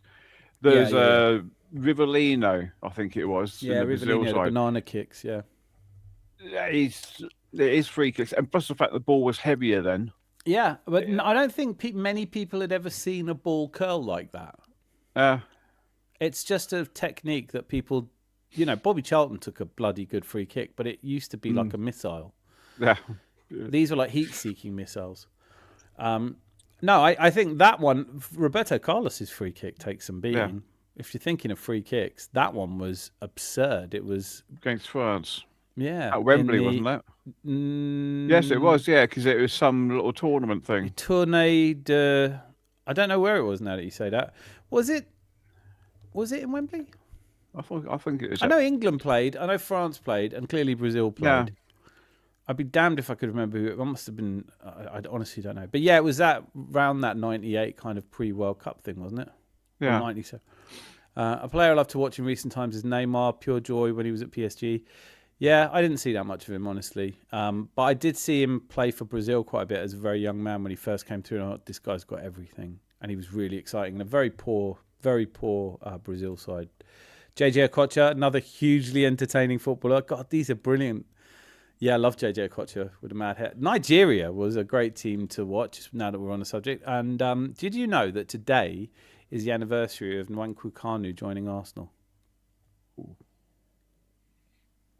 You didn't know. No, he had some moves, didn't he? I loved him. We don't have it. We don't have. There was I can't remember which Spanish team it was now. I know we've talked about it on the show before. He scores a goal without touching the ball because he does his lollipop legs and a keeper, and he just he shepherds it into the. I mean, he's just a fantastic footballer. But yes, the hat trick against Chelsea in the rain. Yeah, where he scores from the touchline. That's. From the goal line. Beautiful. This is brilliant. Boston Guns. Tadarius Tudor. What are they doing as a club? Just general question for everyone. What the fuck are Tottenham up to? Well, it's only a small club, isn't it? Where is Middlesex anyway? It's north of London, isn't it? Somewhere. Yeah. Just looking up recipes for tomorrow's dinner. Some sort of beef pie and raspberry jelly cheesecake for pudding. That always, when you said that, it reminded me of Friends, where Rachel cooks a shepherd's pie and a trifle, not realising there were two different meals, and puts them all in one. I will not be eating tomorrow. Spurs are going down. Yes, they are. Colliston 42. Beef pie and raspberry jelly cheesecake? I know. What's not to love? Cheesecake tastes good. Beef pie tastes good. So the original Cornish pasties used to have savoury one end and yeah, I've heard that. Sweet the other end. I've heard that. We went to Bude in Cornwall and we did like a spot test of 4 different. And pasties are not cheap, not nearly as cheap as they ought to be. I think they off season you probably get them for £1, but as soon as the tourists arrive, $9.99. And we had like 4 different. I was like, I don't like any of them. I'm glad I'm not a tin miner. That's all I'm saying. Yeah. I just don't like them. They're not. All right. Yep. I remember Tudor as a player, Spurs on a crash course, and it's good to see. Yep. Igor Tudor is perfect for Spuds. How perfect would it be if he won the league and Spurs go down in the same season? Bald with unshaven look, new manager template, another Pep lookalike. He's so not Pep. Love cheesecake. All right, do you know when it comes to cheesecake, New York cheesecake for me all day. Does that mean they're talking about them? Bald with an unshaven? Yeah, that No? might have been. Are you the latest manager of Are you in line to be the next manager of Tottenham?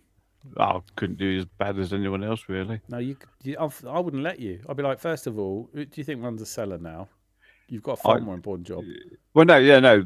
The seller's the important job, but I definitely take them down. You try. Oh, they're I Spursy. would. No, Yeah. they're Spursy. Do you know what? That would be the hidden formula. I'd love to see that made into a film where Zanzi takes over the dressing room and goes, do what you like, lads. You're all shit anyway. And then they go out and win, and you're like, what's wrong with you lot? Yeah. You can't. Whatever is happening at Spurs is beyond comprehension of mere mortals. Yeah, well, Zanzi, did you think you were going to win the Champions League? Well, not really, no, because I kept putting out all the kids and they kept winning. Getting winning, you know. Yeah. I ate shepherd's pie a couple of days ago, and I haven't had anything since. Had wicked food poisoning. Eek. Yeah, that's never good. Spuds relegated, and us winning the league would be the most delightful, worthy of a tattoo. Ooh, yeah. Do you know what? Okay. I know what everyone here is like. We do get the occasional person that comes in because they're a bit dense and they don't know what's going on in here. But this chat is almost universally filled up with really smart people who say really intelligent things. So I know I'm going to get pasted for saying this. But isn't there a part of you that would take Spurs getting relegated over the Champions League? No. I'd rather have a Champions League and Spurs just about save themselves from relegation. Yeah, you're right. Of course you're right. But my God, I want to see Spurs relegated. Oh, that'd be wonderful. I so want to see Spurs relegated. And you've got to pay for these things, haven't you? 77 part due. 77 part duh. Yeah. Was that the last time they went down, was it? Yeah. When did Chelsea come back up? Because I feel like they were up and down twice in the 1980s. Around the 80s, Kerry Dixon was their top goal scorer. Yeah. And all they'd won was the Zenith Data System Cup. It's funny, actually, because my brother's a Fulham fan. And he was really pissed off because when Spurs were in what was then the old second division, they beat something like Bristol City or Bristol Rovers 9-0. Right. And they actually came third in the table, or second. They took the last promotion spot, and Fulham were behind them, and their goal difference was 9 less than Spurs. So if they hadn't have won 9-0, that's mad. That is mad. I thought we were going to win 9-0 today, but we didn't. I am the only one. I'm not even going to ask that question to the public. Don't even bother to answer that, guys. No one's going to swap the Champions League for the first time ever. That would be absurd. I've just found a recipe for South African curry. Oh, by the way, Boy Tendio, I know you're here somewhere. I am going to have bacon and banana. I'm committed to that idea now. I've looked it up. It is a real thing. How bad can it be?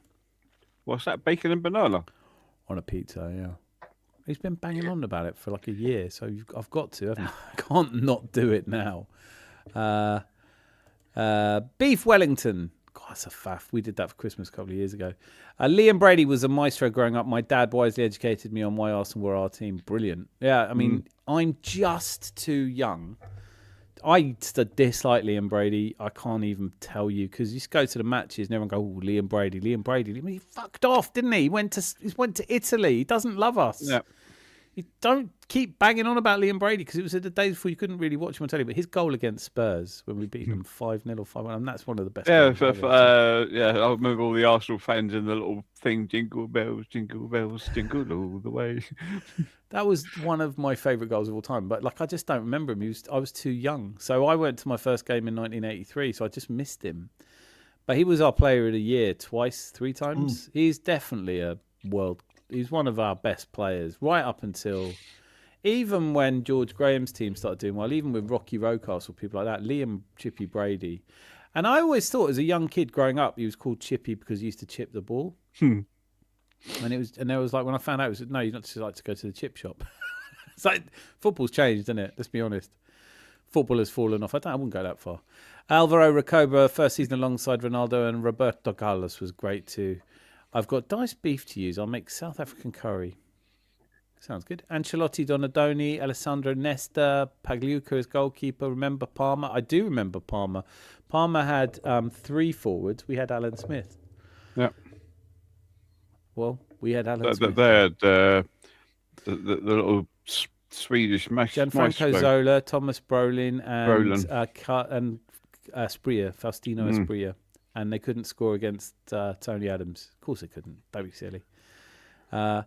Football is not the only thing that's fallen off. Ryan and Arteta FC will you guys burst into flames if you say anything remotely positive. Let's see. I'd love to see it. I need Tudor and Spurs to have their worst game ever against us. I do too. I know, I totally am with you on that one. I really hope it happens. Where are we going? What did I do? I'm talking about how good football is. Oh, no, you didn't do anything. You're a bit like, you are always getting picked on by Rosie, who is always right. So just take it. I bet Rosie's happy today. 3-2, huh? 3-2. No. Rangers won 4-2 against Hearts. Yeah. I must have not seen the other goal going. But then Celtic turned it round, so it's all good. I know. Celtic will win the league again. So fine. Skull and crossbones. Rosie, do you want us to talk about Scotch football? I think you guys think you'll burst into flames if you're ever positive. Yep, I think that too. You don't know how it is negative, just the truth. I find you so boring. Do you know what? So boring. Like when someone can't tell the difference between an opinion and what they think is or is not the truth, that's boring. So we need to wait until summer for you to say anything positive, Ryan. I was watching it in my junior school. When not celebrating individual wins. Right, you got to support the team en route to the quad. Yes, there are moments of critique, but you must be good discernment. I do find it funny, like all these people go, I'm allowed to criticise the team. Yeah, of course you are. You're allowed to criticise anything you want. But like, if that's all you ever do, it does get a bit tedious. You know, like the reason you have to come in here is because nobody else talks to you, Arteta FC, not Arsenal FC, or whatever the fuck your name is. That's because you're boring. Tony Adams and Roy Keane were such good captains, they will be nothing like it ever again. These are kind of, there's an outlook here, isn't there? There's like, nothing's ever going to be as good again. Fine. I'm glad I'm not a pessimist. It would be very hard work. Present season, most critiques I've heard lack discernment. It's just a thing to complain about without context. One of the things that makes you right about that is it tends to be that if they all start complaining about one thing and that gets better, then they complain about something else. And you think, hang on a minute, well, I don't care anymore. Yes, but Roy Keane and Tony Adams were great captains. So was Patrick Vieira. So was Brian Robson, by the way. Nostalgia's never been as good since. I said football and sports have fallen off. What did you think? Is that bad? I don't know, but I suppose it's if you choose to look at what's worse all the time. I can't believe I'm explaining what pessimism is. New York cheesecake is the best. It is. Bude is a nice place down. It is a fantastically beautiful part of England. I'm not, just to be clear, it's my missus's favourite part of the United Kingdom. I just didn't rate the food. There you go. But if they'd had more New York cheesecake, then maybe I would have done. We're winning the quad and Spurs are going down in the same season. Now that's too much. Get used to it. It's loading. I love it. We know it's loading because I've printed T-shirts, mate. Don't worry about that. I'll look like a right Wally if this doesn't happen now. I'll blame you. Because so many people in. I'm really loving it, guys. Thank you. I'm going to have to scroll through a bit quicker. You guys should do a debate with a not pro-Tata. I've done it, mate. I've been doing it. If you want to pop on, have a go. A debate, by the way, is only really worth doing if either of you is prepared to change your mind. I'm not pro-Arteta, so I can't really say I don't have a problem debating people. I've yet to meet one who could find their own arse with a map in both hands. But like, if you feel like you're the guide, just jump on. Here's a link. I definitely don't fear. I mean, I'd love to tell you that I'm not even the best debater in the world, but I think if I sniffed glue, I could beat Lee Gunner in a debate. They're free to get into the pub, you know. Rob Curry, need the Champions League to shut the chav, but we don't like the word chav. Never liked it. It's not like the link to join the broadcast is in there. Thank you, Boy Tendio. Yeah. Philip Randall. I love it when you're here. Thank you so much. I'm sorry, but all this Arsenal don't score goals and open play rubbish is starting to grind. We've scored the second most open play goals. Why do people believe this media-driven drive? I don't even think it is media-driven. I don't know why they believe it. I'm sorry they believe it. And what I most resent is that they keep banging on about it with no statistical evidence until it's proven that it's not true. And then they say, oh, you're over-celebrating. If someone wants to hate you, they're going to hate you. They want to hate us, so they hate us. We've had fans that are against Arteta on a panel before. Nothing exceptional happened. No, Carl Walsh hates him. Anthony's not a massive fan. I've spoken to loads of people. I don't have a problem with people not liking it. This is what we were talking about on Thursday. I don't have a very strong opinion about Mikel Arteta. He just happens to manage the club I love. And I don't hate where we are as a club. In fact, at the start of the season, if you'd said, look, you have to keep Arteta, but if you stick with him, you'll win every game in the Champions League, concede only 3 goals. You'll be top of the table by 4 points with 12 games to go. You'll be through to the League Cup final and the 5th round of the FA Cup. I would have said what you would have said. Arsenal FC, not Arteta FC. Not good enough. Yeah. I would have said, I want more. When are we winning the World Cup? This manager's got to go. That's the kind of debate that I'm looking forward to. I can have a debate with myself. Arteta's gay. That's what they're basically saying. That's what I got pissed off and did a video about. I was like, I don't like this homophobia. I don't care what he does. I don't care about anything at all. I care about, did we win the league? And then we had 3 seasons where we didn't. Last season we played badly. The 2 seasons before we played really well, but we didn't win. We came as close as we've come in 20 years, but we didn't win. And they all went, it doesn't matter. Good football, flair. What matters is if you win or not. So now this season we're playing really boring football and we're doing better and everyone's like, yeah, but we're not playing well. So you kind of realise you're dealing with people who aren't going to be happy. Someone is adamant they're not going to be happy. I'm not going to be able to help them. Don't care about Spurs, mate. Give me the UCL, even though I really want Spurs relegated so bad. Manuel, I accept it was a stupid question. I can't believe I asked it. I feel stupid for asking it. There's just a bit of me that hates Tottenham too much, and that's a problem. Matter of fact, Ryan asked Fanny, if you could get into the panel, you don't need a camera. You don't need a camera. I'll debate you without a camera. West Ham screwed it up against Man United. So pissed for that. Yeah. That was a hell of a goal by Šeško. Philip Randall, you absolute legend. Thank you so much. Thank you so much. I really appreciate it. Yes, he's committed to the bacon and banana. I know. All of you, I will be eating bacon and banana next weekend on the next Sunday night stream. I have it all ready, and I'm not really looking forward to it. But at the same time, I'm open to new experiences. I'm even open to the idea that Arsenal FC, not Arteta FC, will say something interesting. That's how open-minded I am. I'm sorry for introducing to such a sinful food, but I'm not at the same time. You just can't wait for me to try it. Brady was incredible. I've seen clips. I believe you, but you understand where I'm coming from, though. Do you know what I mean? Like when you've got a player who's just left before you start supporting, and everyone goes on about him, and you're watching some of the most turgid, boring, shitty football of your life, and you're like, he left. But it could have easily been Rixie could have left. You know, like there's so many players that should have left that didn't leave, that didn't left. We had Tony Woodcock. He was my hero. I really used to like Paul Merson growing up, played with swagger. Yeah, I was already a teenager by the time he came along. Yeah, he was my favourite. But then it's funny now, obviously I look back and I think it was obvious, but there were games where you'd go to Highbury and you'd be really looking forward to seeing Merce and he'd just be walking around the pitch and you think, what the fuck? Did anyone else see the John Hartson was telling a story about when he first signed for Arsenal? Did you see? It's just me. This is a quality John Hartson story. I'll bring it up for the next show. I'll give you the actual clip. But just to say that when Hartson signed, he's like the youngest teenager. He's the most expensive teenager in English football history, right? And in training, Merson comes up to him and says, do you think you stick one on me, like a real bad tackle, so I could have a couple of days off? and John Hartson's like, I didn't know what to do. Like he's one of my favourite players. It's like Paul Merson. Do you know what I mean? He's like, he's my hero. It's like, but, you know, what do you do? So he came past me and I put a challenge on him. And he went tumbling over and everyone said, what are you doing? Don't do that to Merson. He's one of our best players. And I thought, you know, I couldn't say he asked me to do anyway. So a little bit later on, Merson went, no, can you make it like a proper tackle? Because that was fucking, no, I need a proper tackle. So as I went in on him, and he was out injured for 3 months. And he came over and went, nice one. There's a point where football wasn't that important to us.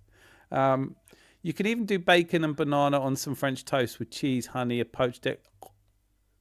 I don't think I'm going to do that. Actually, literally, I had a really nice meal. I made Chinese food, and that nearly came out. Hate him as a pundit 95% of the time, though. I've started to warm to him because he did the overlap. He was brilliant on the overlap. He's funny as fuck, but he's a Chelsea fan, and I can't believe people didn't know that. He's always been a Chelsea fan. Unfortunately, I don't know any one specific recipe for South African curry. There's like thousands of those. Yeah, I bet there is. Maybe it's, do you know what? There's no such thing as bolognese. Should Arsenal trying to get Sandro Tonali from Newcastle United in the summer? I think he'd be a perfect replacement for Odegaard. Malt League Texas. I was blindsided by the potential that we might sign him, and I was like, where's that come from? Yes, I do think we should sign Sandro Tonali, particularly after the 2 goals he scored against Aston Villa. Andy, yes. Where do you? Yeah, his first goal. Yeah, lovely. Beautiful No, it's goal. the second goal. It was the second goal was the better goal, actually. The second goal was literally pinpoint accuracy. The first one, I think, took a deflection, didn't it? I can't remember. Yeah, but it is whichever one it was. It just went like an arrow right along the ground. Yeah. And you know what's mad? Watching it as often as I did.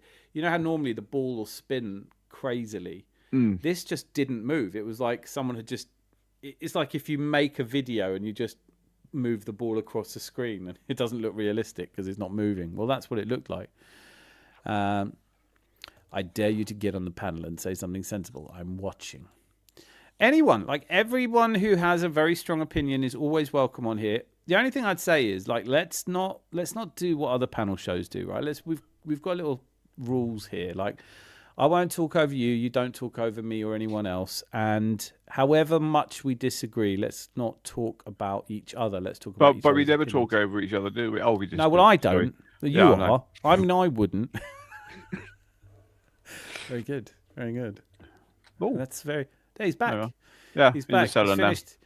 I don't know what he was up to before, but we don't ask and we don't get... Thoroughly enjoyed today's game at the Emirates and loved watching the second string bang in the goals. Maybe had a few too many at the stadium after the game. Philip, that's the whole... Do you know, that's such a beautiful thing to say because I tell you what, I was lucky enough to go to the Chelsea game and the Crystal Palace game. They're the only 2 games I've been to. I couldn't go to Wigan today and I was gutted about it. But it was very short notice. The thing is, when you go to the games, it's the atmosphere. It's everybody. You don't hear all these people going, yeah, well, we score too many goals from set pieces. And I mean, it just doesn't happen, right? So you get this real Arsenal Football Club vibe, people who get on with each other, people who are glad to be there, the joyfulness. It's only when you get home and you foolishly put the wrong YouTube channel on and you suddenly think, God, it's like literally, I imagine that there's a YouTube plaque and you lift it up and they're all scurrying around under it. You just drop it back down again and go, oh. Apparently, I'm not a real Arsenal fan. Is that right? Goodness, yeah. When did you find out? Some kid today, I was on another YouTuber's, not on it, but posted a comment on there about the result. And he said, are you going to the game? So I said, no, I'm not. He says, well, I'm going to the game. That's what real Arsenal fans do. I said, oh, okay. So according to this young whippersnapper, mind you, do you know what? I was a bit stupid like that when I was younger as well. I used to think, but the reality is now you look how many fans we've got all over the world. You know, not everyone can go to the matches, and I'm not. I think when you get to a certain age, your brain forms again. You know, it finishes forming, and your amygdala, things like that, start to work, and you go, "Who am I to tell someone if they're a fan or not?" So all these Indonesian fans are not real fans either. What about, the only way that you can be a fan if you're in South Africa is you have to get the flight, you have to go to the match. Do you know how hard it is to get tickets as well? These just don't rise to it. Don't rise to it. If listen, I've never understood when people can be that. It's a merit. It's like there's some sort of status to be had. I'm a real fan. Oh, are you? But when I used to go to every home game, no one's go, would you go to all the away games? I go, well, no, I don't go to all the away games. It would mean every weekend of my life. And you're not a real fan then. well, I'm not a real fan. Yeah. Well, have you got a tattoo? No, I don't have a tattoo. Yeah. Well, have you cut your right testicle off? No. Well, if we're doing that, then if there is a hierarchy, I'm somewhere near the upper echelons, but not quite. I'm not a tip-toppest of all fans. Don't get me started on Lee Gunner. He blocked me because he couldn't handle a few home truths. He's probably drunk when he did it, mate. Anyway, wow. Banana on pizza should be a crime. Like, we're going to find out, Malt Licky, Texas. I might agree with you. Next Sunday, stay tuned because I'm eating banana bacon pizza. Because I'm reliably informed that next Sunday everyone's going to be in a good mood. Are you doing it live? Yeah, I'm going to eat this live. What sort of bacon are you going to put on it? Oh, shit, I hadn't really thought about it. I just... Streaky, back, smoked, non-smoked. It's going to be smoked, I think. I better ask. Boy Tendio, I can't believe I'm asking this. I can't believe I'm asking this. My death row meal. Bananas or plantains? No. Plantains would make sense. Are you mad? Like, bananas are just going to melt in. I've seen pictures of it. It's a real thing. He hasn't made this up. It wasn't his drummer. It was his, I think he said it was his guitarist. We've had seasons when we've played the best football in Europe with Danielson on midfield, and pretty football didn't count for a trophy, and then they tell you it's only a trophy that counts, and then you play really solid. None of these really gloomy people ever criticised George Graham. In fact, by contrast, they always going about what great manager he was and go, explain why he finished 15th then. I love George Graham. I'm not trying to slag him off, but I think it's revisionism. Title of the vid made me laugh, and thank you. Thank you. Do you know, sometimes I wonder that I'm too highbrow, but we're gonna win. It just made sense. It made sense to me. George Graham was my favourite player when he was playing for us. Oh, yeah. But you'd never have guessed that he was going to be the kind of manager that he was. No. You take someone that laid back and he turns into he was an incredible leader, wasn't he? He was like that 89 achievement. I don't think Arteta pulls that off. No, Liverpool away. Having to win 2-0. But just being so calm, go, yeah, it's brilliant. Half time, yeah, it's brilliant, exactly what I wanted. And they're like, is he drugged? Like, we've got to get 2 goals. We haven't got a goal yet. And he goes, no, you don't want to score too early because then it gives them too much time to get a goal of their own. No, you want to get a goal in the second half and then they'll be under pressure and they won't know what to do. And then you score in the dying minutes. And they all talk about it. Like, this guy just knew exactly what was going to happen. And you hear him talk about it. He goes, we had to say something, didn't I? I know I've heard Lee Dixon say about it. And he said, oh, yeah, perfect, 0-0. Merson was talking about it. Yeah, Merson talked about it. He goes, I thought this bloke was off his fucking head. What are you on about? How's it good if we're not we've got to win 2 goals? Isn't it funny how Merson's saying that? I thought he was off his head. I'm normally the one for that. Yeah. Yes, exactly. Fucking hell, we're in trouble here. If I'm making more sense than the gaffer. So where was I up to? That's brilliant. Thank you for noticing that no one else mentioned it. You're the only one who mentioned it. But we love Dio in spite of the banana pizza. Yes, we do. See, you can love someone even if they come up with some weird and wacky ideas. I love the hear me outs here. You know, if you've got a wacky idea, share it. We'll only take the piss out of the idea. But I am, after many months of hearing the constant back and forth of debate around the banana, and I suddenly caught myself and thought, when did I become the sort of person who just knows that something's bad before trying it? And on Sunday, I will be able to say definitively if it's delicious or malicious. And a new segment. Why don't you put it on one of those pita breads instead? Because I think it'll taste... Yeah, I nearly said something that I can't even believe I said. I genuinely think it will taste better on pizza than on pita bread, but it's not giving it a lot. I mean, it's not a sandwich I would ever come up with, a pizza I would ever come up with. Bacon, and I've never thought of putting... I don't know why somebody did, but it's taken off. It's popular in South Africa. It's not something that Boytendia just made up. Bacon and plantain would be all right, I think. Danielson on midfield, those were the days. Those were the days.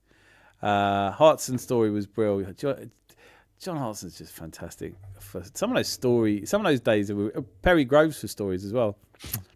Go and have your say. Yeah, go on, Arsenal FC, not Arteta FC, or Bob, as I'm going to start calling you. Bob. Yes, seen it. John Hart's interview. Rangers wanted him, but he wanted to go to Celtic. Are we in better position now? Fans like you truly baffle me. They are baffling, but they're baffling until you see how lonely they are. In the recent past, we've come quite away from Chamak and Gervinho, aka Lev Fored. I haven't heard that. I hope Big Vic doesn't join that group. I don't think he will. I don't know if he's going to be a legend. I think I'm hopeful that he just wins a title. Do you know what I mean? Like, if they win a title, then that makes a lot of players better, doesn't it? Yeah. There we go.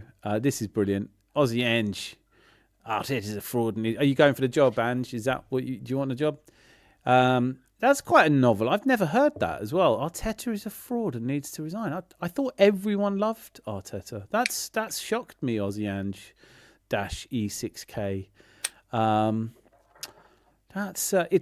For a moment I allowed myself to think you might be joking, but since it's just not at all funny, you must genuinely mean it. And that, I've never heard anyone think like that. So let's see if you can tell irony.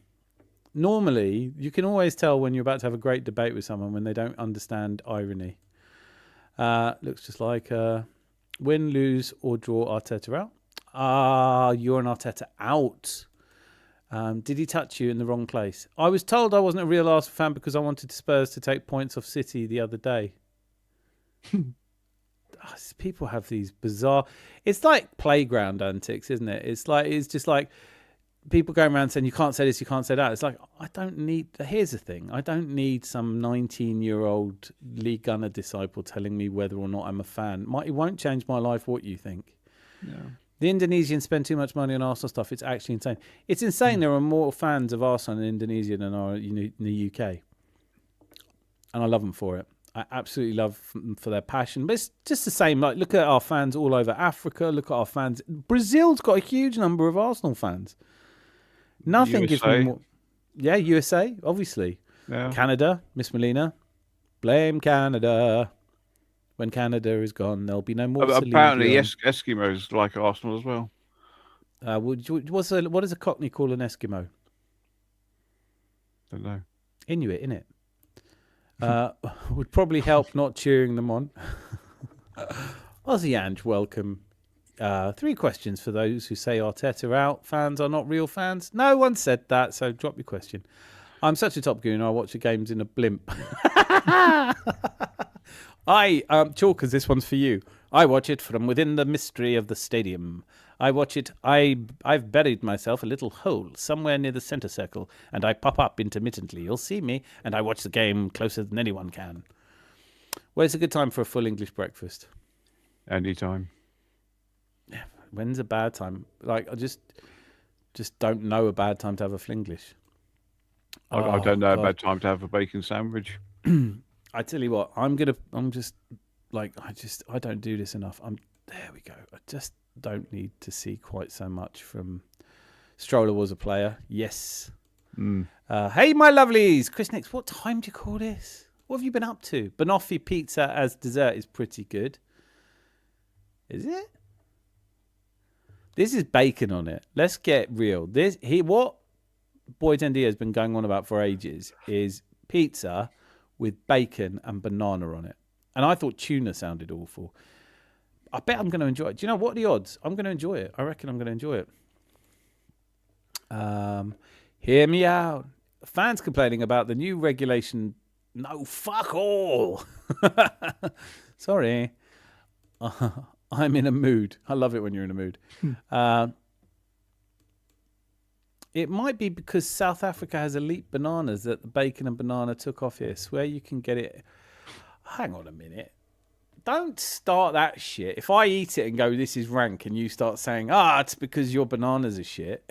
Fucking bananas. You have to find out where the bananas come from. Is it? Oh. Well, ours come from Spain or South America. Yeah. I've never known anyone to complain about it. Spanish banana? I don't want that one. Fucking South American ones. African ones, sorry. Yeah, well, the planet be damned. Yes. He's got an Ange profile pic and he's an Arsenal fan. This is like, you know when you're getting it when you're trying to explain something to somebody with a clown avatar. You know you're not going to win. Just hear him out. So, I'm making South African curry for dinner tomorrow, Dio. Right, okay. Someone said he doesn't like when we score from set pieces. If they're the ones to win us a league in UCL, I'll take them. During the Ozil Sanchez era, we scored goals from open play only to win the FA. Exactly. That's it. Like, what the fuck difference does it make to other people? They are just trying to get a rise out of us, and we do rise to it. When people go, "Oh yeah, but you're football shit," go, "Okay, I'm from the George Graham era. Hi, what did you have a point you wanted to make? Yeah, the football you play isn't attractive, right? But so you shouldn't watch it then. Well, I'm just saying that you play shit football. No, that's fine. You don't get extra points for style, do you? No, but if you did, that's fine. We would have won the league instead of City 2 years ago. I heard Rosie. I wonder which recipe you got. He doesn't understand maths. He doesn't understand anything. Boy, 10 years. It's in a cookbook. I have someone called Lalita's Southern African Chicken Curry. I'm using beef. That's not really following the recipe then, is it? Lolita's chicken curry made with beef. It's got weak bananas if it's bad. If it's bad. You're hedging. You're massively hedging. Interesting. Try making a pojekos someday. Might be fun. I like the idea. Listen, if any of you've got... Rosie, what's the food you'd suggest I try that you know I'm not going to enjoy? I'd swear down. By the time I've finished showing you how delicious this, but well, now we all know it's not because he's already giving in, isn't he? He's like, well, no, and it might be that you've used the wrong bacon. You've used the bacon that tastes like bacon and the bananas that taste like banana. I tell you something. That's interesting. What Mr. Herbert's done there. Yeah. Now, do you use slightly green bananas or yellow bananas? I'm using. Oh. Because the slightly greener ones are more sweeter, aren't they, really? Get on this. No, well, you shouldn't really eat bananas till they go brown. Brown? Yes. That's when the sugar level has reached its most acidic or sugary. So bananas taste their best when the skin's already browning. And in our house, the minute there's even a brown patch on it, they'll throw them away. So I get so frustrated. I love bananas, full of calcium, potassium. Full of potassium, not calcium. Fair play. Wait, Betty from Berlin. Fair play to Eze. It was against Wigan, but he played shit against Portsmouth. So do you know what? We can praise this. I love it. You're straight in with this, and I think that's an absolutely fair point. If he played like shit against Wigan, we would call him out for it. He played brilliantly against Wigan. I'm not saying he should win the Ballon d'Or, but I am saying it was nice to see him play well. And I think I completely agree with that point. And, you know, don't know what time you call this and everything, but bloody hell. Bacon and maple syrup is tasty. So I can imagine if the sweetness of banana wouldn't be much difference, but it depends on the base sauce. Right, so that's a really good point. But the problem I have with the bacon and the banana is that it's going on a cheese pizza with tomato base, right? So if that's the case, what we're talking about is cheese, tomato, bacon, and banana. And I need to stop saying the ingredients out loud because it actually made me feel a little bit bilious. So I hope that doesn't happen when I come to eat it on here. But if I do have a little wee bucket next to me. Rosie, don't say haggis, by the way. I don't like haggis. Dan is going to love it. Bit of confidence coming back. Quad loading. I'm eating it because I think if I eat it, we'll win the quad. That's what a real fan does. You're not a real fan if you don't eat bacon and banana pizza. By the way, I like pineapple on pizza. Apologies if it's offensive. No, it's not at all offensive. It's one of the first times we all started talking about food. I think, Rosie, you'll back me up. Everyone was surprised that because I am a food snob. Everyone thought that I wouldn't like pineapple on pizza. I like pineapple on pizza. I like anchovies on pizza. I like anchovies in loads of things, though. You get a nice piece of leg of lamb, and you stud it with rosemary, garlic, and anchovy, and it gives this incredible extra flavour to the lamb. Beautiful. Ooh, I just like lamb. I like lamb too. Yeah. Bacon and banana is a combination the devil must have made because it's a bit too good. Oh, fuck off. It's travelled the world. It's gone viral, literally. Like plum sauce and duck breast. Oh. Yeah, plum sauce. Duck and plum is perfect. Yeah, it's duck gorgeous. and pineapple is nice. It's very yeah, I'm excited in a way that I haven't tried anything so out of my ability. Normally, if you describe something, I can actually taste it. This, I have decided not to try that. Vietnamese pho. How's it pronounced? I always get this wrong. Pho or pho? I always thought it was pho. It's not. I used to live. So before there's where you get from Hackney to Shoreditch. There's Kingsland Road, and there's like 5 Vietnamese places in a row there, and so I've eaten a lot of it, and it's not. I can't remember now. It's pho. I think it's pho. I don't think I've ever had Vietnamese food. Really nice, really nice. Yeah, it's got the French influence, so it's really nice. Yes, correct, Dan. Less sugar in a banana when the skin turns brown. Cheese goes with anything. No, it doesn't. Now you're starting to worry me, boy Tendia, because I'm taking your culinary suggestion. The cheese does not go with everything. I can think of at least 4 things it doesn't go very well with. Ice cream. 5 things it doesn't go well with. Jelly. Yeah, I mean, imagine if someone cut some cheddar onto your cereal. Do you know what I mean? Yeah. Oh, bit of cheddar on your cereal. I don't know what's worse now. Don't give him ideas, because he'll come out with like, my drummer suggested this, and I'll have to eat that next. What's this in me fucking gin? Oh, it's cheese. Cup of coffee with cheese, sir. Cheese and coffee. Yeah. Delicious. Yum yum. No, do you know what is frustrating? Is like there's great food in America, and then there's piss poor food in America. But whatever food you get in America, they always stick cheese on it. Cheese is on everything. It's incredible. Hot dog with cheese, hamburger. You know, obviously cheeseburgers are great. They've done some good work. Yeah, but half the cheese in America is not real cheese, is it? It's like that. No, it's like most of the cheese. Reconstituted. I tell you, we had so where our restaurant was, we had a little deli part before the restaurant, and people used to come in and just have, we'd had a massive deli counter, provolone. All of our cheeses were hand selected, were chosen specifically for how good they were. Ricotta di bufala, scamorza's, mozzarella's imported, not made in the UK, but imported. All of this great food. And these 3 American students, their first night in England, sort of sheepishly walked in and goes, can we just get a sandwich? I was like, of course you can, I'll make you a sandwich. It was like 8, 9 o'clock at night. And I took them over to the deli counter, and I was like, you can have the finest prosciuttos and mortadella, you name it. It's all there in front of them, and and obviously they're a bit jet lagged, they're a bit tired, they're in a new country, they're young, they don't know what the fuck they're doing. It's like, one of them goes, can I just get a cheese sandwich? And I was like, of course you can. What kind of cheese would you like? And she said, do you have any American cheese? And I was like, I don't even know what American cheese. I'm not trying to be rude, but what do you mean? And she went, what, like cheddar? I was like, no, that's an actual place in this country. That's not yours. That's ours. And yes, I have cheddar. Of course, I have cheddar. But you'll have to leave now. You've offended me mightily. But it is like I dated a girl from Wisconsin while I was in the States, and Wisconsin's known as the cheese, and cheese is just the stringier the better. Okay, cheese tomato base, maybe not. I cooked my missus. No, haven't finished that sentence. Otherwise, it is really wrong, isn't it?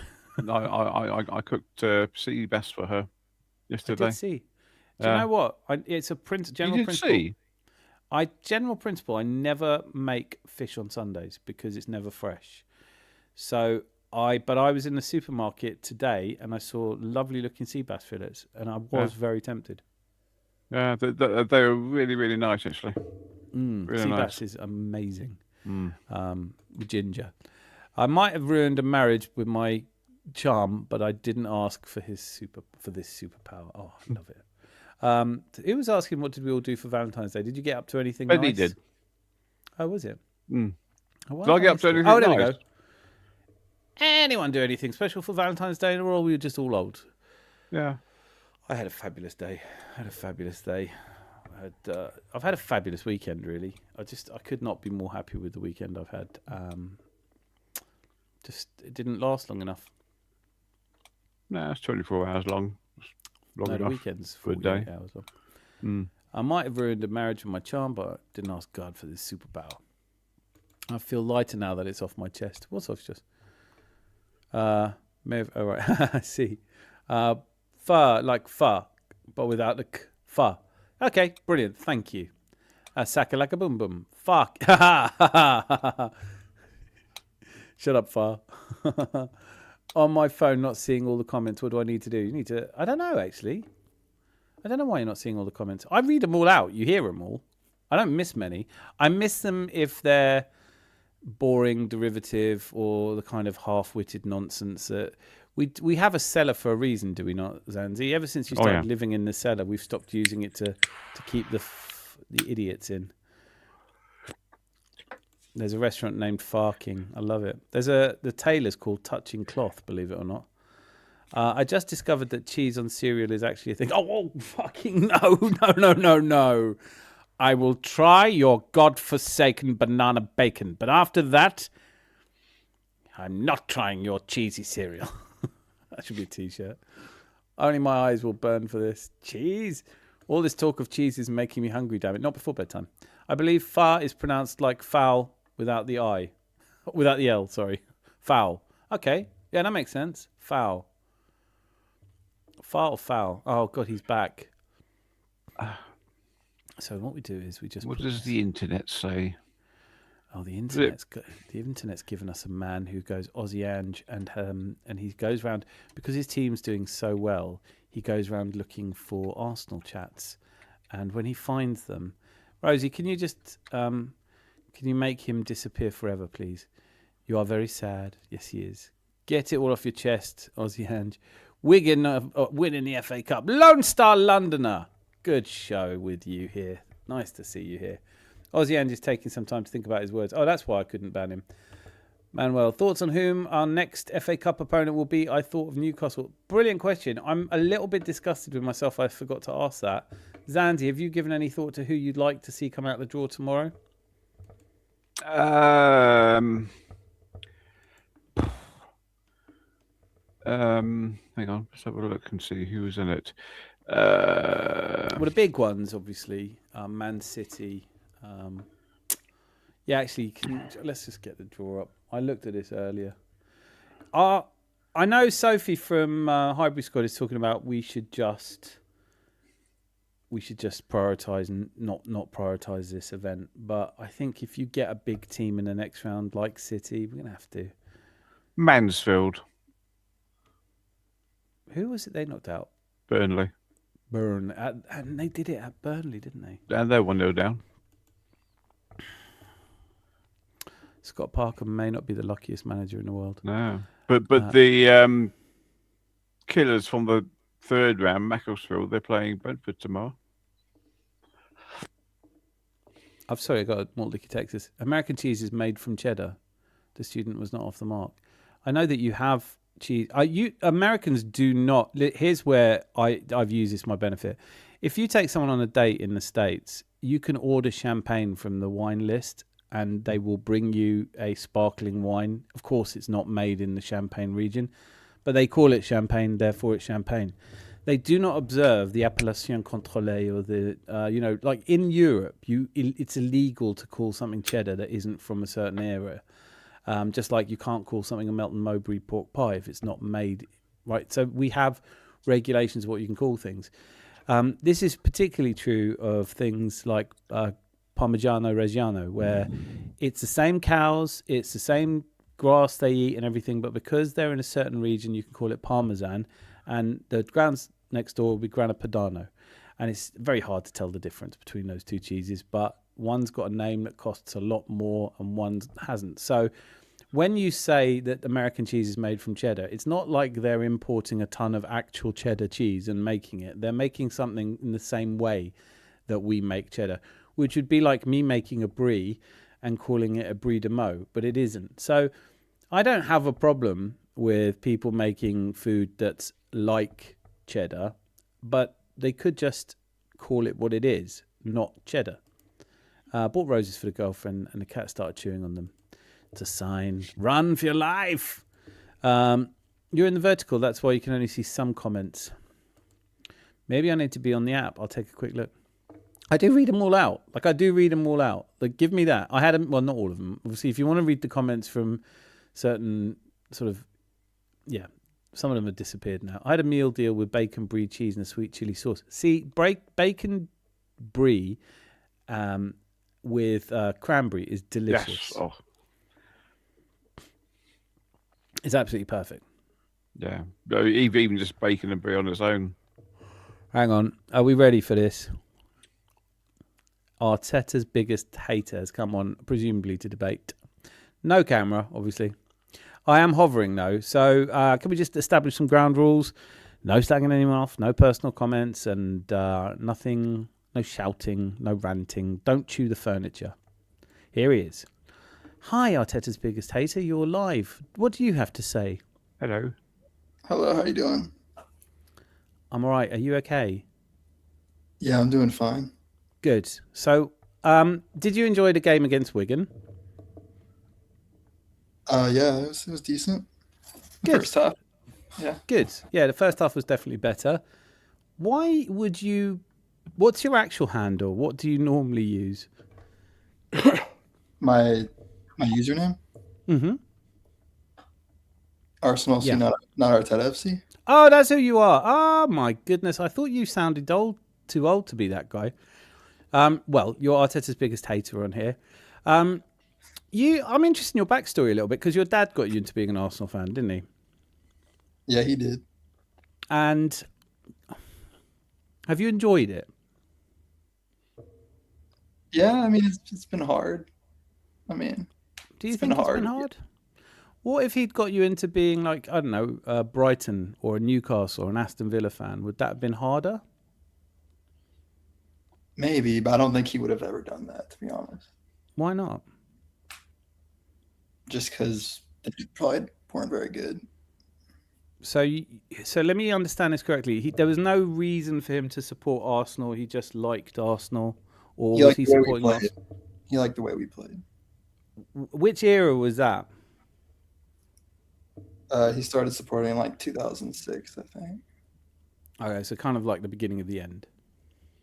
Yeah, pretty much. Okay, there's an unfortunate bit of timing, isn't it? But it kind of speaks to the fact that I think so there's no other reason for you to support Arsenal. It's just that your dad suggested it, and Well, yeah, I've always been an Arsenal fan since my whole life, pretty much. But, okay. So do you mind me asking how old you are? yeah, I'm 20. So you're 20 years. Oh shit. Okay, so you've really never known us as a successful club. Not really, no. So you've started support. So I'm guessing we're talking. You started supporting around the same time as your dad. If you're 20, your dad started supporting your whole life ago. So when did you start watching football? How old were you? I think like 2013. I think I remember. So you've been supporting us through what? How many? That's 2 or 3 FA Cups we've won and nothing else. 4. 4. Okay. So why suddenly are we hating Arteta? Wouldn't you also say you hate Wenger as well? I mean, yeah, I definitely wanted him to get sacked. Okay, I'm gonna go through a series of questions, and you feel free to jump in and ask questions as well. Do you like the Cronkies?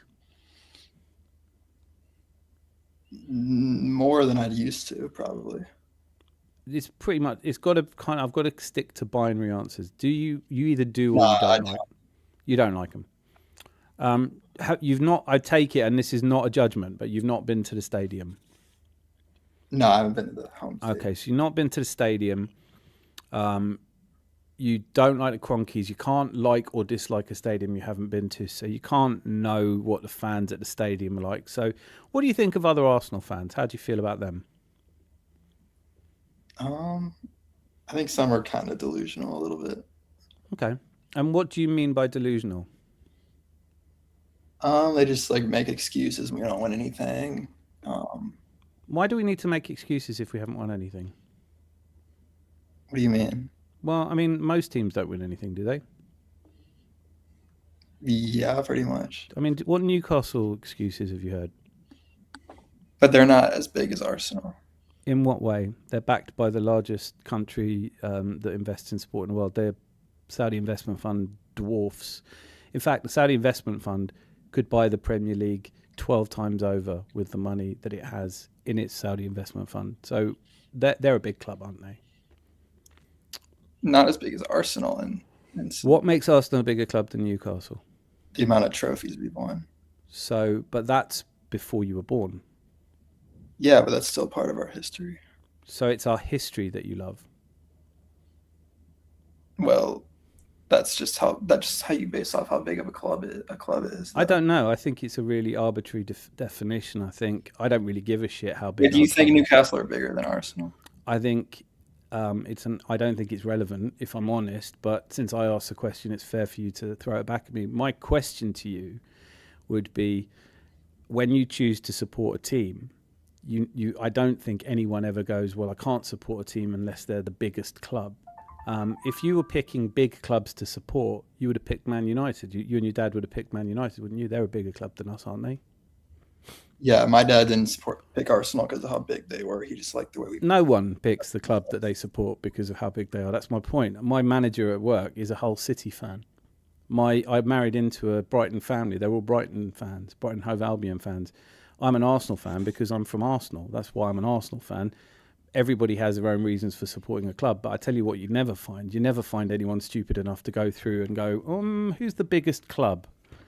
I'll pick, because if I'd have done that, it would have been Liverpool. I'd have picked Liverpool. They were the biggest club in the 80s. There wasn't even a competition. We were nothing compared to them. But so your point, I'm only raising this point because you made the point about excuses. You said we have to have excuses for not winning things, but Newcastle don't because we're a bigger club, in your opinion. And when it comes to, sorry, say again. The amount that we've also spent and the amount of time Arteta's been at the club. We haven't spent the most money though, have we? With the same manager, yeah, we have. No, we haven't. Who's spent more, other than Manchester Pep? City, Chelsea, Manchester United. With the same manager, Chelsea has spent over $1 billion. Well, Chelsea haven't had the same manager. Oh yeah, that's what I'm saying. That Arteta's been so just so I can be absolutely certain I know what you're saying. You're saying that the metric that we're measuring by is success of the same manager. So if we'd sacked Arteta and been equally unsuccessful as all the other clubs that sacked lots of people, Manchester United have had a lot of managers, Tottenham have had a lot of managers. So if we'd done that, it would be okay that we'd spent as much money as the 4 clubs above us. I don't really understand what you're saying. Is it the money or is it the player at the same club for a long period of time? Well, just those other clubs haven't kept the same manager for that long without winning anything. So isn't that a bigger waste of money? Isn't that one of Man United's problems, that they keep giving managers money, the manager spends the money, and then they sack the manager and have to bring someone else in who doesn't like what the money got spent on, and then they give him money and then he spends money and they don't like... Aren't we in a better position? Also, because I don't think we're going to get anywhere with this line of questioning unless you particularly want to advance with it. But I would say this also, when I hear people saying we've spent a lot of money, it's usually quite interesting to me because I think, where did we waste it? Who do you think's been our biggest waste of money? Havertz. So you think Kai Havertz is the biggest waste of money we've got? It's up there. Yeah, it's up there, yeah. He's not in the top 30 most expensive players in the Premier League, though, is he? No, I just mean for us. I mean, he costs the same as Mason Mount. Would you say that Mason Mount was a better signing than Kai Havertz? No, I don't think he's been very good either. Cost about the same as Voltemade. Would you say Voltemade is definitely a better player than Kai Havertz? I'd say he's a better player than Havertz, yeah. Based on what then? Just watching them play. So just entirely your opinion? I mean, yeah. Could you conceive that you might be wrong? Sure. That you when you watch Kai Havertz, you might see a really terrible footballer, but other people might see a really good footballer. Sure, yeah. And that we didn't spend like 100 million on him. Therefore, we probably, even if he was our biggest waste of money, what do you think? You don't think we could sell him if he was fully fit next season? You don't think we could sell him for 40, 50 million? Well, also his injuries. I don't think people would want to buy a guy that's not going to really stay fit. I don't know. People do buy players who are unfit, but I'm also, as I said, if he was fit, I'm not pretending that if he was unfit that we would get that kind of money from him. But are there any other players of ours that you think, because we've spent nearly $1 billion, we spent 950 million in rebuilding a squad entirely, and a squad that Arteta inherited has now been rebuilt into a squad which lots of people, and again it's just opinions, lots of people feel like it's a really good squad. It currently sitting on top of the Champions League. So we've beaten Atletico Madrid, we've beaten Real Madrid, we've beaten Bayern München, we've beaten Inter Milan at their place. We won all 8 games now, and we've done pretty well getting to the quarterfinals or semi-finals with a team that's got to be fairly good, hasn't it, to go to that kind of length in Champions League. It's been second in the Premier League for 3 seasons, hopefully not 4. But you'd have to say second, whilst not good enough, is obviously not shit, is it? So where's the money been wasted? Just in the fact that we've spent over $1 billion. We haven't won anything. So Chelsea have won the Conference League and they've won the World Club Cup. So their money's not wasted. If we'd won those 2, would you be happy? I'd be happier than not winning anything. So it always comes down to winning. So if we won, so would you be in favour, just throwing this out there, would you be in favour of us throwing away the league a little bit, finishing 5th, 6th, it looks like we'd have to play in the Europa League? We could do that from here. It would be hard, but we lose all our games from here. I think we finish 6th. And then next year guaranteed to win the Europa League. Would that make you happier than coming like in the final of the Champions League? So not winning the Premier League, you're saying? Well, not if we finish 6th. No, they don't give you a. Yeah. I'm saying like we're not going to win the Premier League. Yeah. So, but I'm trying to understand. Like, is there any hierarchy of trophies for you? Like, if this season, if he wins the League Cup, are you happy? Can you just stop hating him so much? Do you think hate's the right word as well? You've never met him. You don't know him. Do you think it's a bit... Do you feel like... Did your dad hate any managers or players? No, he's usually very positive. He doesn't usually... So who are your role models who hate? And also, I'm just interested because you said you were 20. I didn't mishear that, did I? No, you didn't. So you're 20 years old, but you hate Arteta. Sure, yeah, you could say that. See, the thing I think has changed since I was 20 years old. You used to reserve hate for people who hurt you or who you knew or who you could see or you... Hate was a very personal thing. You could be frustrated and angry, but then if you start giving in to hate, because it's a bit of a fixation with you, isn't it? I mean, you've got your own channel. It's called Arsenal FC, not Arteta FC, which... The kindest thing I can say about that is it's an entirely derivative statement, isn't it? It's like the thing you heard someone else say several hundred times and you thought, that's me, that's my identity. And then you give up a lot of your time instead of enjoying football, which I presume you would do if you just made yourself a Real Madrid fan or if you just chose. But you could do that now, couldn't you? There's no emotional tie between you and Arsenal. You could just change your mind now. You picked the wrong side. You're fixated on silverware. You shouldn't be an Arsenal fan.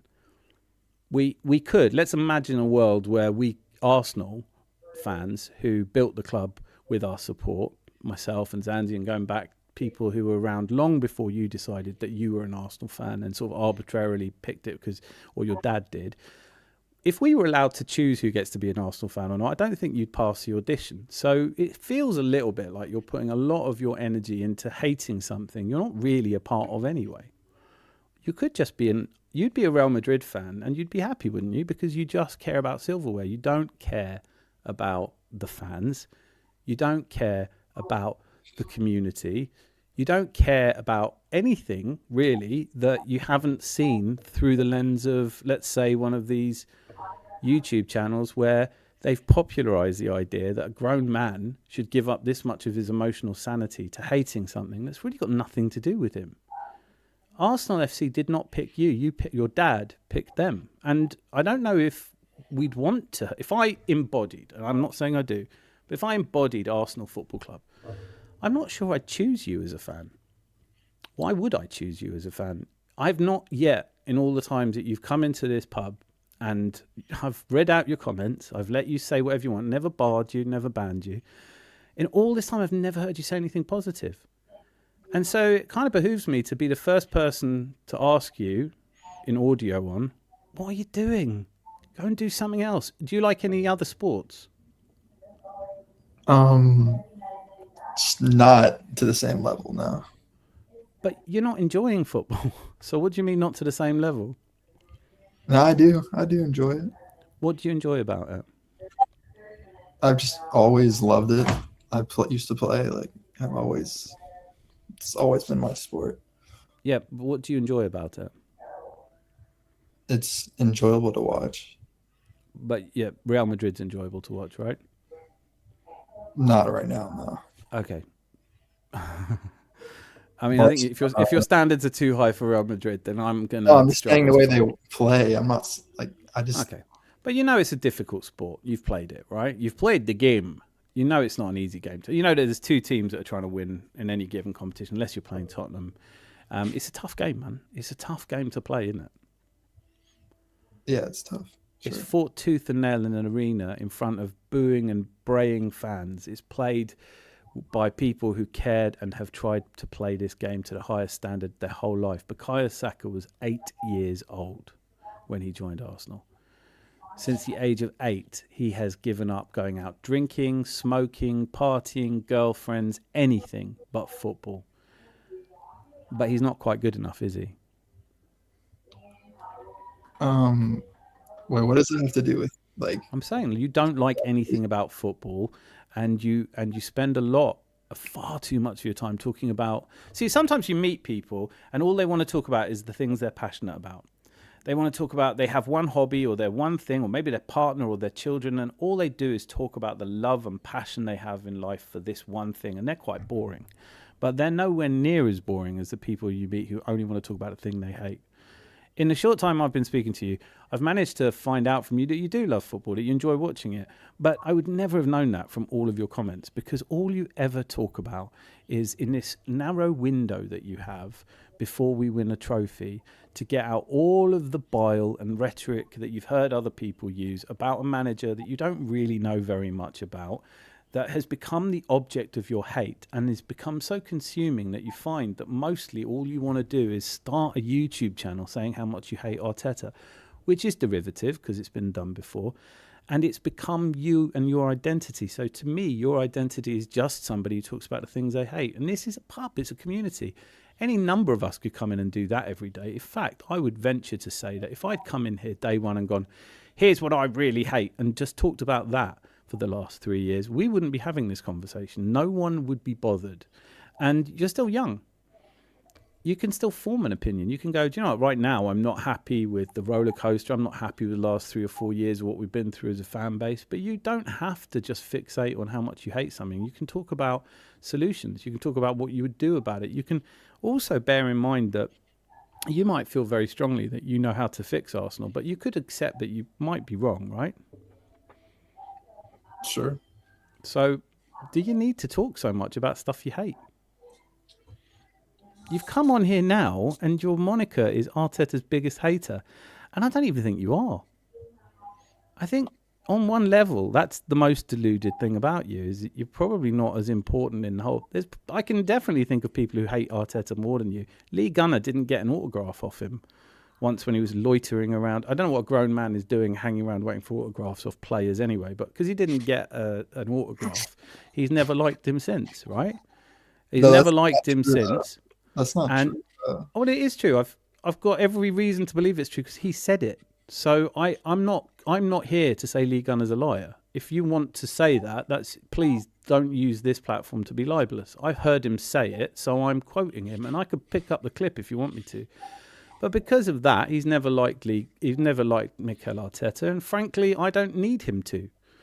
Every single thing that Mikel Arteta has done has been talked about like it's rubbish. And all I'm saying is there are quite a number of teams at this point who would quite like to have a really shit manager who gets them top of the Champions League, top of the Premier League, into the final of the League Cup and through to the 5th round of the FA Cup. We've lost 3 games out of 41 games this season. But it's not enough for you. somebody whose dad arbitrarily picked Arsenal and who has decided that actually instead of living a full and happy life, you're going to spend most of your time online, all hours of the day and night, not just in here, elsewhere, talking about one thing incessantly. And then also, and I credit you for doing this, but earlier admitting you don't really know that much about it anyway. So it's not as if some horrible wrong has been visited on you, that some member of your family was the victim of somebody who you now have dedicated your life to. Mikel Arteta is just a manager of a football club. At the end of the season, he either wins something or he's gone. What will your identity be when he's gone? Isn't it kind of tragic that your entire identity is wrapped up in a person who doesn't even know you exist? That's not my identity, though. It's all anyone knows. You've come on here. You've put, like, I put Dan, landlord. Zanzi put Zanzi. Everyone else has got their name. You're Arteta's biggest hater. That's all that anyone knows about you. Your channel with the private Epstein-type videos that garnered a 27,500. I think you dropped a couple of subs. All they know is that you're Arsenal FC, not Arteta FC. There's no more substance to you than that. You are as monodimensional as it's possible to be as a human being. You may, as far as I know, because I can't see anyone, you're just if you could just be a pretty average bot, as far as I know. But the difference between you and, let's say, ChatGPT is ChatGPT is far more convincingly human. It doesn't just say the same thing over and over again. Because if you do just say the same thing over and over again, at what point do you at least establish, look, you've been coming in here, I've never barred you. You've been coming in here and saying the same thing. Why? Are you hoping that just the sheer force of repetition will have me change my mind? Or do you concede that in order to win a debate, you're going to need to say something which is... You need to say something which is intelligent. What is your argument? I've spoken enough and asked you enough questions. I'm sure you have questions. And if you don't, maybe that should be your big question. Why don't I have more questions? Why am I so certain about life at 20 years old? But if you do have questions, let me just open the floor to you. Why did you not want Arteta sacked after last season? Because I felt like it was too soon. I felt like last season was pretty bad. It was a first regressive step. But for me, it looked like during the transfer window, players wanted to come and play for him. I've always said this, by the way. I've always said that in football management, you lose your job when one of or all three of these conditions are met. If the board want you gone, it doesn't matter how popular you are with the players or the fans. If the players want you gone, they stop playing for you, and then it doesn't matter what else happens. Eventually, the results get you sacked. And if the fans want you gone, they do what they did with Unai Emery and they stop showing up. Now, clearly, the fans haven't stopped showing up for Mikel Arteta. The match-going fans at a record, right? The board clearly don't want to sack him, and the players have not shown me that they're downing tools. There are games which I find deeply frustrating, and there are mistakes I think Mikel Arteta makes. But I also don't know if the replacements that people suggest are necessarily better. So I found myself in a position at the end of last season, the beginning of this season, thinking, right, one more year. One more year seems fair. I haven't changed my view. He's got one more year. If at the end of this season he doesn't win anything, then as much as I rated the journey, I think it's time to get a finisher in. But I don't hate him for that. I don't have to hate him for that. Why would I hate him for that? So because I don't hate him, because I think he's a man trying his best to do a very, very difficult job, and that he might not be cut out for it, but that doesn't mean I have to hate the guy. I mean, I don't know what you do for a living, but are you the best in the world at it? No. Oh, do I have to hate you then? No, you don't have to. No, and I choose not to. In fact, I've spent a lot of my life moving away from hate altogether because I can't see what good it does anyone. I don't know how the world is a better place because all you talk about is the fact you hate Mikel Arteta. And like I said, he doesn't even know you exist. It's kind of tragic. In the great story of John Lennon's life, you know what is nothing more than a blight is Mark Chapman. Like, you're effectively, the equivalency is that, whilst I'm not suggesting you would ever kill Mikel Arteta, you keep talking about hate, and what's the natural conclusion of hate? Wishing him harm. Well, I could tell, like, just by the way he is, like, he's kind of You can't tell shit from the way he is, just like I can't tell anything about the way you are. right? Let's be grown-ups for a minute. You know him as a media personality. I'm a massive Bob Dylan fan. I don't think I know Bob Dylan because I've listened to him in interviews or because I've listened to his music or I've read his book. You think you know someone you don't know. You know the people around you. You spend your time loving people around you and building a life for yourself. It won't upset Mikel Arteta one minuscule amount to know that you hate him. If I had him on speed dial now and said, hey, listen, I don't know if you know this, but what's your real name, by the way? Because you're obviously not called Arteta's biggest hater. What's your actual name? Austin. Austin. Nice name. Austin, I'm going to phone Arteta up and tell him, do you know Austin hates you? And what's he going to say? I don't know. What is he going to say? Well, you do know. You know exactly what he's going to say. Who the fuck is Austin? And I'm going to go, I don't know who the fuck Austin is, but I do know this. Austin's entirely defined by his hatred of you. And I think Mikel Arteta would have enough, if he was a normal, average human being, and I don't know him, but a normal, average human being, go, that's a shame for Austin. I get like 12 million quid a year to do a job I love at a club I adore, and I get a chance. 0.6 million. I don't give a shit. Say 100 million. It doesn't matter to me. Let's be honest. Most of us could live off 12 or 15 million, no? Do you earn more than that? It's kind of crazy that he makes that much considering It he's is not crazy, money. but you know what? Like, do you know how much... Do you know what Stan Kroenke has recently become the largest landowner in America? America, as you well know, better than I do, is not a small place. He's quite well off. He's married to one of the heirs to the Walmart fortune. Stan Kroenke could pay him $1 billion and not give a shit. So I'm not going to get involved in what one billionaire decides to pay somebody who works for him, and I don't think you should either. I don't care what Kai Havertz earns. I don't care what Bukayo Saka earns. It's not my money. If it was my money, Mikel Arteta wouldn't be earning 15 million a year. But let's park that to one side, because you don't hate him because he's wealthier than you, because there are a lot of people you'd hate more. You'd hate all the players who are all wealthier than Arteta. So it's not the amount he earns, is it? No, it's not that. It's the fact that he doesn't win anything. Okay. So do you hate everybody who doesn't win things? That's not the reason I don't hate him. That's not the reason I hate him. You actually hate him. We're establishing that as a fact. You're not just a misguided, youthful, slightly hot-headed when it comes to... I don't think you've given this enough thought. There are other people in your life you hate. Sure, I guess. Does it do you any good? I don't know, to be honest. Why not let it go? What if you just woke up one day and went, I'm going to spend my life not hating people? Because the world's got plenty of hate in it right now, hasn't it? There are people who could hate you for so many different reasons. People can hate us for the colour of our skin. They can hate us for the gender we have or don't have. They can hate us for our age. They can hate us for our size. They can hate us for our opinions. They can hate us for anything. Why? What we're trying to do here, and I welcome you to be a part of it, I'd love you to be part of it. When people say to me, why don't you just kick these people out or ban them? I say, because I believe in people. I believe that we all go through phases, but hate doesn't get you there. Hate is not going to help you. Hate is not going to make your life more livable. Hate isn't going to make us win the title, by the way.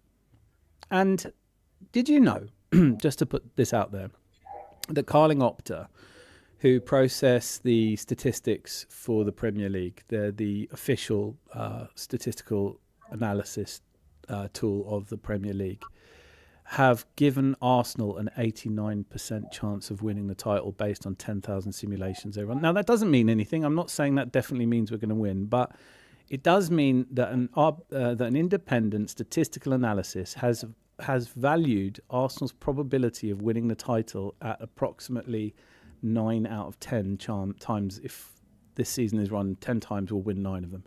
So don't you think this is a weird time to be getting on the Arteta hate thing? Feels a little bit. Do you understand what I say when I say it feels a little bit like you're getting your last chance to hate Arteta in before he wins the Premier League? Because if he wins the Premier League, will you not hate him anymore?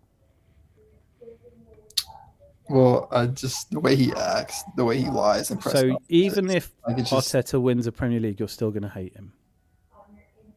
Like the way he is as a person is not the same as I'm not trying to be horrible, but if I phrase it as a yes or no question, it's deliberate. So I haven't asked you an open-ended question. I've asked you a closed question.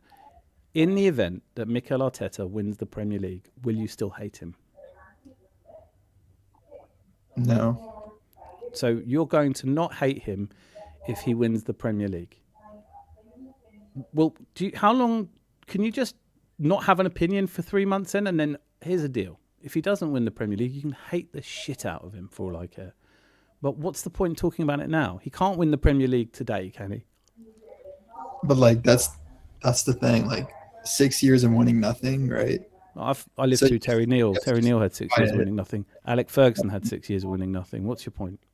When did he have 6 years of winning Well, nothing? just who? Alex Ferguson, his first 6 years. He won trophies before No, that. no, he didn't. No, he didn't. He won the Premier League on the 7th year, and he won a trophy on the 6th year. He also won trophies in Scotland, though. Oh, right. Okay. So if this is Arteta's getting a bit silly now, though, isn't it? I'm saying that you hate him because he's gone 6 years without winning a trophy. If I took over at Newcastle tomorrow and I was the world's greatest manager, how long would you give me to win a trophy or like a meaningful trophy? Because Arteta has, in fact, won the FA Cup. Just like, I hate to be the obvious, but he has actually won. Yeah. So it's not like he's won nothing, but you're frustrated he hasn't won something more substantial. You hate, in fact, you hate him because despite it not costing you anything, and you chose to be an Arsenal fan, no one forced you to be an Arsenal fan, not even your dad, it doesn't sound like. In fact, I don't think your dad would have been that upset with you if you'd said, fuck that, I'm going to be a City fan. You'd be happy now, wouldn't you? You wouldn't hate anyone. Your life would be better, would it not? Sure, yes. So in a way, what I'm saying to you is that because you've decided to support Arsenal, and that wasn't a decision anyone forced on you, it was a decision you made, your life's been worse because we haven't won something, and it's driven you to hating people. I would take a radical rethink. I'm not saying like join a monastery or something. I'm saying have a little bit of a think about it, because what seems to be happening psychologically is you're transplanting feelings of inadequacy or inferiority and finding a way to blame someone else for them. And honestly, that won't work forever. So what will you hate when Mikel Arteta wins the quadruple? You won't have anyone to hate, but you'll find someone, because you still won't be happy. Because happiness isn't about what Arsenal win. It's about when you decide you want to be happy. Happy people aren't happy because they've got all the things you think would make you happy. Rich people aren't happy because they're rich. Attractive people aren't happy because they're attractive. Are you, Zanzi? Sorry. No, I'm not. What? Happy. Oh, Whatever you think about choosing to spend so much of your life hating a person who doesn't even know you exist, the very kindest thing I can say about it is, it's one of the reasons I wish we didn't have the internet. Because on the one hand, I've met so many brilliant people in this chat, some people I consider to be close friends now. It's been a community, it's been full of love. None of it came because I hate. I don't have any friends because we both hate the same thing in common. It's just not a normal way to go about your life. If I was sitting here telling you I hate a person I've never met because they haven't achieved something. You know how many people have ever won a Premier League? Do you know how many managers, the number of managers who've ever won a Premier League? Not many, sure. Well, how many? Do you know how many? Or are you just... No. Since the Premier League started, 12 men have won the Premier League. So you're hating Arteta because he's not number 13. And that's a short list, isn't it? No, but he's not won a trophy in like over 20 attempts. Right. Have you won a trophy? I'm not a manager of Arsenal. What are you? At the moment, all I know you as is a person who, from the distance, with no skin in the game whatsoever, no accountability, can never be wrong about anything. You've just decided to hate someone who's so much more successful than you. It's a little bit absurd. But you've decided to hate somebody who doesn't know you exist and who's hugely more successful than you'll ever be for not doing a thing that you couldn't even remotely do. So I'm saying to you, not that I'm a trained psychologist, but I would point you in the direction of one. I would just say, maybe it's you hate. Maybe you hate your own inferiority and you've just given it vent by picking a random person to hate. And that makes you feel better. But it won't for long. The problem is it doesn't resolve anything. Mikel Arteta either gets sacked at the end of the season and then will you hate him? Maybe, but you won't think of him. Your channel won't still be called... It would be ridiculous if your channel was still called Arteta FC, not Arsenal FC. Your entire identity as I know it would have to change because you'd come in here saying Arteta's biggest hater and I go, who cares? I already feel that way. I already feel like who cares what you hate. I don't care what you hate because I don't know why I would care. If you achieved something, if you did something I thought was remarkable, if you wrote a great book, or if you won a trophy, then I'd go, I care what he thinks because he's successful. But being a really unsuccessful non-entity that hates someone you'll never meet because they didn't quite achieve a thing you could never dream of doing, doesn't that slightly speak to the fact that you might be dealing with some inferiority complex here? It's not really personal. It's just he's not good enough for the club. In your opinion? Well, the past 6 years is... No, but in your opinion, he's not good enough for the club. Sure. Yeah, but who asked you your opinion? Am I not allowed to give my opinion? Of course you're allowed to give it. I can't stop you giving it. I've tried. What I'm saying is I never asked you for it. You came in here because we created a community which is welcoming, and you've not stopped giving your opinion, but I've never once asked you for it. Does it occur to you that everyone's got an opinion? Opinions are like arseholes. Everyone's got one, and they're usually full of shit. It doesn't mean anything to say I have an opinion. Now, if you said, hey, listen, Dan, I have an opinion because I did my coaching badges, and I actually took a Premier League team to the title, that opinion, I would go, wow, that's an important opinion. If you said, and I hate Arteta, I'd say that's surprising, because you'd be focused on your own success, your own life. And people who are doing that don't usually hate on other people. But you didn't say any of those things. You just said, my dad picked us a football team, and for all my life I've supported them, but in a way that's not really fulfilling, satisfying or enjoyable. And I just hate this one person. And that can't be healthy, can it? It's not personal. It's just he's not good enough. In your opinion? Well, he's won nothing. He shouldn't be. Okay, so he's won. You can't evade a question by stating the bleeding obvious. First of all, he has won the FA Cup. Second of all, he can't win the Premier League in February. So let's assume that he hasn't won it. But Carling Opta, as I've already pointed out to you, are saying that he's 90% likely to win it. And that's not an opinion. That's just running simulations. You can still say, in your opinion, you don't think we're going to win it. And we'll see if you're right or wrong in 3 months' time. But to say that you hate him because he hasn't won anything when he's top of the table and might well win the Premier League, and then say, well, if he wins the Premier League, I won't hate him. It's your entire identity. You haven't revealed anything of your identity at all that isn't going to fall away completely if he wins the Premier League. I think you'll be better off, instead of spending so much of your time hating somebody who doesn't know you exist, do something else. Wouldn't that be better for you? It's not my identity. It's just I come on YouTube and speak the truth. It's like your superhero identity. In everyday life, I don't know what you do, but you probably lead a quite normal, everyday, unnoticed by the general population. Probably pay your taxes. You have a job, I take it. No, I don't have a job. Okay. Well, not everyone has a job, but do you think that you might be spending too much of your time hating Arteta and not quite enough building something for you to love about yourself? I mean, what's the thing you're most proud of? Let me put it to you like that. I'm not really sure, to be honest. Well, I think let's work on that together. Let's get you to a place where you can answer that question, and you don't have to think about Mikel Arteta. Why do you care so much about me? I don't. You're like one of very many people. I'm not here to fix your life, and I couldn't if I tried, right? You have to take some responsibility for it. I'm just here saying what is stating the obvious. You come in here giving me your opinions, and now you're up here, and I'm giving you my opinion. My opinion is it's not so important who you hate if who you hate is actually yourself. You have to give yourself something to be proud of. You can't just sit around every day of your life complaining about Arteta. You're not building anything. You're not creating anything. Your opinion has value to you, but it won't ever have any value to anyone else until you can demonstrate that you've achieved something that someone else would be covetous of or impressed by. See, anybody, like there's a phrase I really like, Stephen Fry, who you may not know, but he's a sort of English legend. He's a much loved English wit and raconteur, and very clearly said, look, critics hates them because you get to heaven and God says, I gave you eyes, I gave you a brain, I gave you the ability to build things and know things, and all you spent your life doing was telling people what was wrong with them.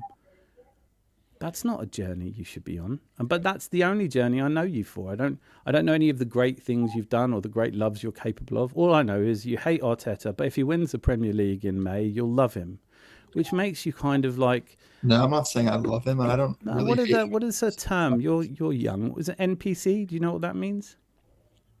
Yeah, I do. Aren't you just that? No, I'm just a truth teller in a world of lies. Yeah, but you tell your truth.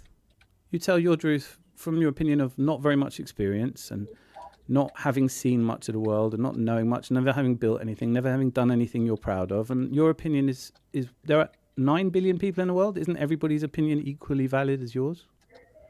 Now, let me put it to you another way.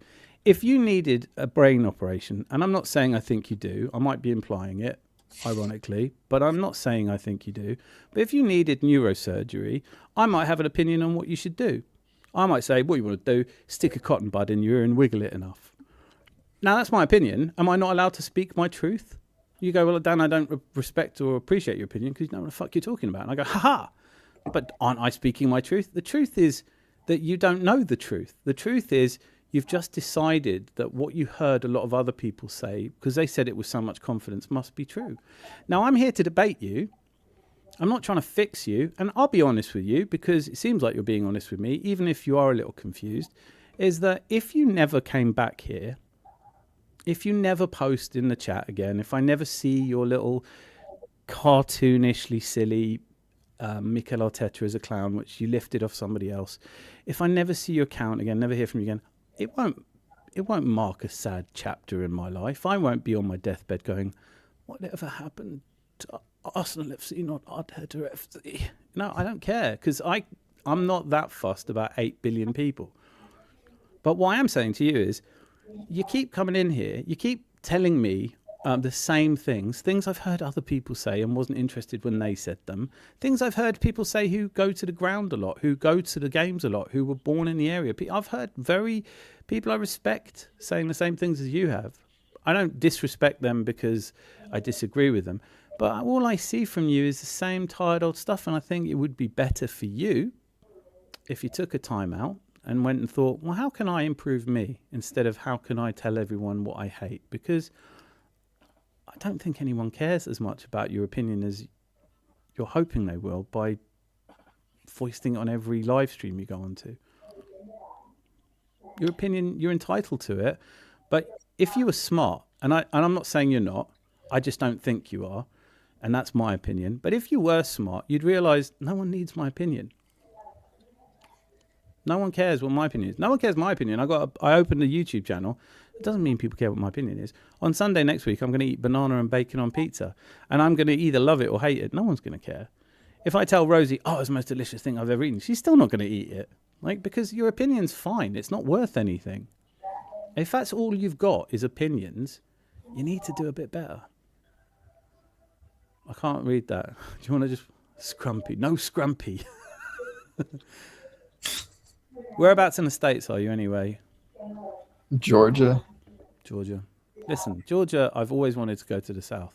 I've never been to the South. You've got so much going on there. What gives you joy?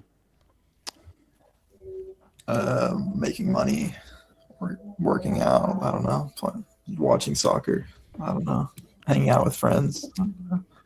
When you hang out with friends, do they get a bit bored of you going on about Mikel Arteta? I don't really talk with them that much about Arteta. Well, why do you come in here and talk about it then? Can't you just treat us like we're friends and just leave me the fuck alone with your Arteta? Your Arteta opinion is just so derivative. It's not even funny. If you said something original every couple of times you come in here, not every time, I'm not trying to force you to be original, but if you just got involved and had a chat with people, do you know how many amazing people there are in this chat? You're just so convinced that we will change our minds if you repeat the same mantra that Lee Gunner or God knows who says over and over again. I mean, let's not lie to each other. I don't feel like you've been disingenuous at all. I think you've been delightfully honest with me so far. So please don't start now. How many times a week do you go on Lee Gunner's platforms? I don't know the exact amount. A decent amount. Yeah. Maybe take a break. maybe just take a little. Let's see what happens if you took a time out. If you went, do you know what? For this week, I'm not. I do this because I've had to do coaching with people, and when you meet people who talk about hate and things they don't like, you'll always meet people who go, "Oh, you know what I don't like," and I go, "No, I don't, and I don't care." No one cares what you don't like. Tell them what you do like. Love is passionate. Love is energy. Don't get me wrong. Anger is an energy too. I'm a massive punk fan, and I'm a massive John Lydon fan, and I love the energy of just being so angry about something. You create art, but you're not creating art. You're creating repetitive memes. You're creating repetition. You're just saying the same thing over and over again. Did you think, is there ever been a time where you thought, you know, if I write the same thing in the chat of the Adams Arms like 500 times, Dan will go, he's right. Arteta is evil. I hate art. Did you think that was going to happen? Just opening up people's minds. How? By repeating stuff we avoided elsewhere. Have you opened anyone's mind up so far? Yeah. Oh, you have? Well, spend more time with them. Leave me alone, because all you've done is bore me. I am entirely libertarian. I believe purely in freedom of speech. I have real problems having to defend people who say absurd and stupid things, because I believe that everyone should be allowed to say absurd and stupid things. So I allow you to say the same boring shit you do in here, because you don't violate the rule, which is don't be horrible to anyone. You don't do that. If you did, I'd have banned you, but you haven't, so I don't. But that doesn't mean I want to hear it. And I certainly don't think you've changed anyone's mind, although I'm prepared. Anyone in the chat who's had their mind changed by reading the same sentence over and over again, go for it. You let me know and maybe we continue it. But I think rather than trying to open other people's minds, and this may sound kind of cruel, Austin, I'm really not trying to, but instead of spending all your life trying to open up people's minds, maybe open your own mind. Because when someone says, what do you like? I don't know, making money, working out, hanging out with friends. That's it. Who knows how long you get traveling through this journey, and that doesn't feel like enough. And when you say making money, I thought like we'd already established you weren't working, but you have your own business. Is that how you make money? I do drop shipping. What, in 2026? Yeah. People still buy stuff from China and are happy to wait 3 weeks for it to arrive? Yeah. Have you guys heard of Amazon Prime, man? Like, I'm on Prime. If it's 2 days, I don't fucking buy. Like, I wouldn't. Drop shipping? Like, what's your biggest selling product? Clothing brand. You sell clothing to people, mostly in the United States, that comes from China, and they don't mind waiting 3 or 4 weeks to get it. It doesn't always take 3 or 4 weeks. Would you fly it or do you ship it? You ship it, you don't get the physical. So you're not shipping it on a speedboat, are you? Like, you're shipping it in a... Come on, man. Like, fucking drop shipping. Drop me out. It's like, seriously. Let's have a great idea. Let's pursue a dream. Let's become the better version of ourselves day by day. Let's not get... Do you know what? There are lots of things that if I spent long enough thinking about, I could really hate. You know, if it's a politician or it could be, I don't know, a TV personality, I could spend my life hating them. Doesn't help me, makes no difference. Can we just agree to disagree on the whole Arteta thing? And I'm just saying, look, if you're going to come into the Adams Arms, come in, make a point. In fact, I'm going to open the floor up to you now because I don't want you to feel like I just sort of railroaded you. I'm here to hear. Tell me some reason why I should adopt your policy. Like, I don't have time, if I'm brutally honest, because I got a job I love, I got a family I love, I got creative projects that I take a lot of time over, which I love. I don't have the hours in the day to hate anything, so I don't think you're going to ever talk me into it, but have a go. On what exactly? Sorry. What are you? You'd like me to hate Arteta, wouldn't you? You'd like to open my mind, and I could join you in the Shangri-La of hate. I could be like, my life was... You could be like the Andrew Tate of hate. I could be like, I was happy, but I didn't realise how happy hating Arteta would make me until Austin showed me the way. And now I have given... Oh, fuck, he's won the Premier League. Damn it. Now I will look for another person to hate. My life is only complete by hate. All of the great stories, all of the great... narrative arcs are always about the hero thrust into an adventure to hate something. You're wrong, aren't you? Really, if you think about it, you are living wrong. But since you came on here to debate, and I feel like I've totally monopolised the debate, I'm happy to have a debate. What did you want to debate? About Arteta, about Arsenal, about. Okay, well, I've been watching Arsenal since even before you were born, since 1983. And I lived through the Terry Neal era. I was 16 before I saw us win a league. I lived through the George Graham era. I lived through the entire Arsene Wenger era as a person who went to every game. I watched us go invincible. I saw every home game. I'm not sure how much credence I put on your opinion. Can you give me a reason why I would care what you think? Not Should we just, really. instead of making it about your opinion and my opinion, which, let's say, for sake of argument, they're equally valid, that would be ridiculous. I can reason mine. But let's just say, let's take it away from opinion. Let's just say, can you make an argument that's strong for me not having my current position about Arteta, which is, hey, he's all right. I don't really care. He wins a trophy, I'll like him. If he doesn't win a trophy, he's getting sacked, right? So that's my current position. Do you need me to change that position? I'm not saying you have to change your position, though. We're debating. I thought you came up here to debate. So far, I could have a better debate in a foreign language that I don't speak than this. Okay, I mean, you've been. Do you speak any other languages? Maybe try it in a different language. No, it's just you've been speaking over the whole time, so I'm not. So now I'm saying go for it. Your turn. I'm here to listen. Okay, so when were you ever Arteta out? When he was first hired. Why did you become Arteta in? I'm not Arteta in. I don't live my life in that. I don't wake up and think I'm Arteta in or out. That's not how I define my life, by the way. If someone stopped me in the street and said, "What are you?" I wouldn't go, "I'm Arteta out" or "Arteta in." I go, "I'm a number of different things," you know. But I'm not Arteta. What would an Arteta in be anyway? Like, what you think if Arteta doesn't win any silverware this season, I'd still want him to be in the job? Is that what you think? I'm not saying you would, but there's a lot of other people that I make don't excuses. worry about what other people think. You didn't ask me what other people think. You asked me what I think. I'm here to tell you I'm not Arteta in or out. And so why should I suddenly become one or the other?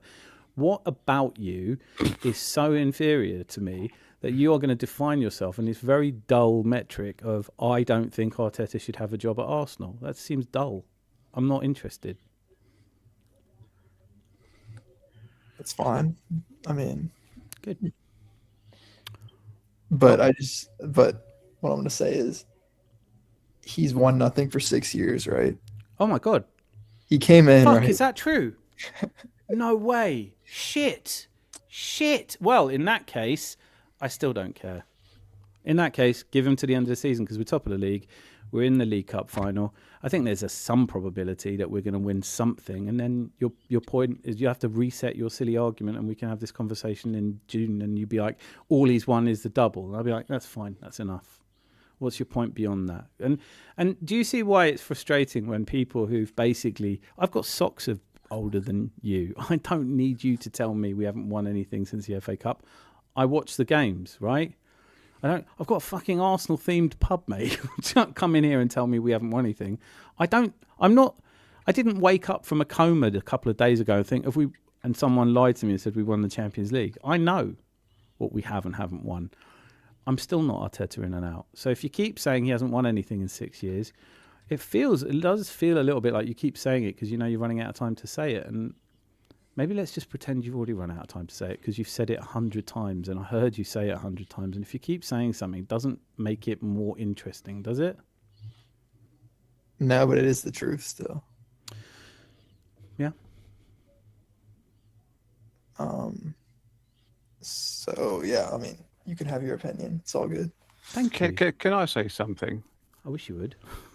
Couldn't be any Austin, dafter than this, could it? when Arteta joined as coach, I was really dead against it. I thought, my God, Arsenal, top 6 club in the UK, have just hired someone who's never managed a team on his own. And I thought, what the fuck are we doing? Exactly. Why? And then I looked at the tables after about 14 games, something like that, and we were relegation fodder. and then it just sort of evolved from that. And then the last 3 seasons, I've seen the improvement so much that I'm not Arteta in, I'm not Arteta out, but at the moment he's doing a fucking good job for us. Okay, so he finished 8th twice, right? Then he bottled top 4, and then he bottled the league. How Do you is know that what doing bottled means? Because I really get pissed off when people. I don't use slang from Georgia. I'm sure you have loads of words that I wouldn't understand. So Choked. you, Sure. yeah. So choking isn't bottling. Bottling is when you lack courage, right? That's not how most people use it. Oh, No, I know, because you're using it right. I can't help you if you decided that since 60,000 other idiots say bottling, and they're usually Tottenham fans, to be fair, they want it to seem like what we're doing is lacking courage. You say all you Arteta outers all have the same language, bottling, whatever you think it means. I don't really care about your opinion enough to ask you this question, but I feel like I should anyway. Do you feel like he's lacks the courage to win the league, or do you feel like things just didn't go right? Because he did get 89. He did score 91 goals, which is the most, as a manager, it was the most goals we've ever scored. That's quite good, isn't it? He did get 89 points, which is more than if you took the average number of points it takes to win the Premier League is 88. These are all things that he's not lacking courage to do those things. They just weren't good enough. We happened to be around at a time where Manchester City were better than us, right? So we're the second best team in the league. Sorry, it's not enough for you, but your standards seem very high for other people and very low for yourself. You don't have any standards for yourself, but you're very angry when people don't meet these exorbitant standards you set for them. You started supporting a club right at the point where we stopped being a good club, and now you're blaming Arteta for it. You can't blame Arteta for the years from 2006 to 2016, can you? Weren't we shit then? Were you just as angry then? Who did you hate back then? Did you hate Arsene Wenger at the end? I didn't hate him. He was winning trophies still, and he was playing better football than Arteta plays. Do you remember us losing to Manchester United 8-2? Do you remember his 1000th game where we lost to Chelsea 6-0? Did you like that football better?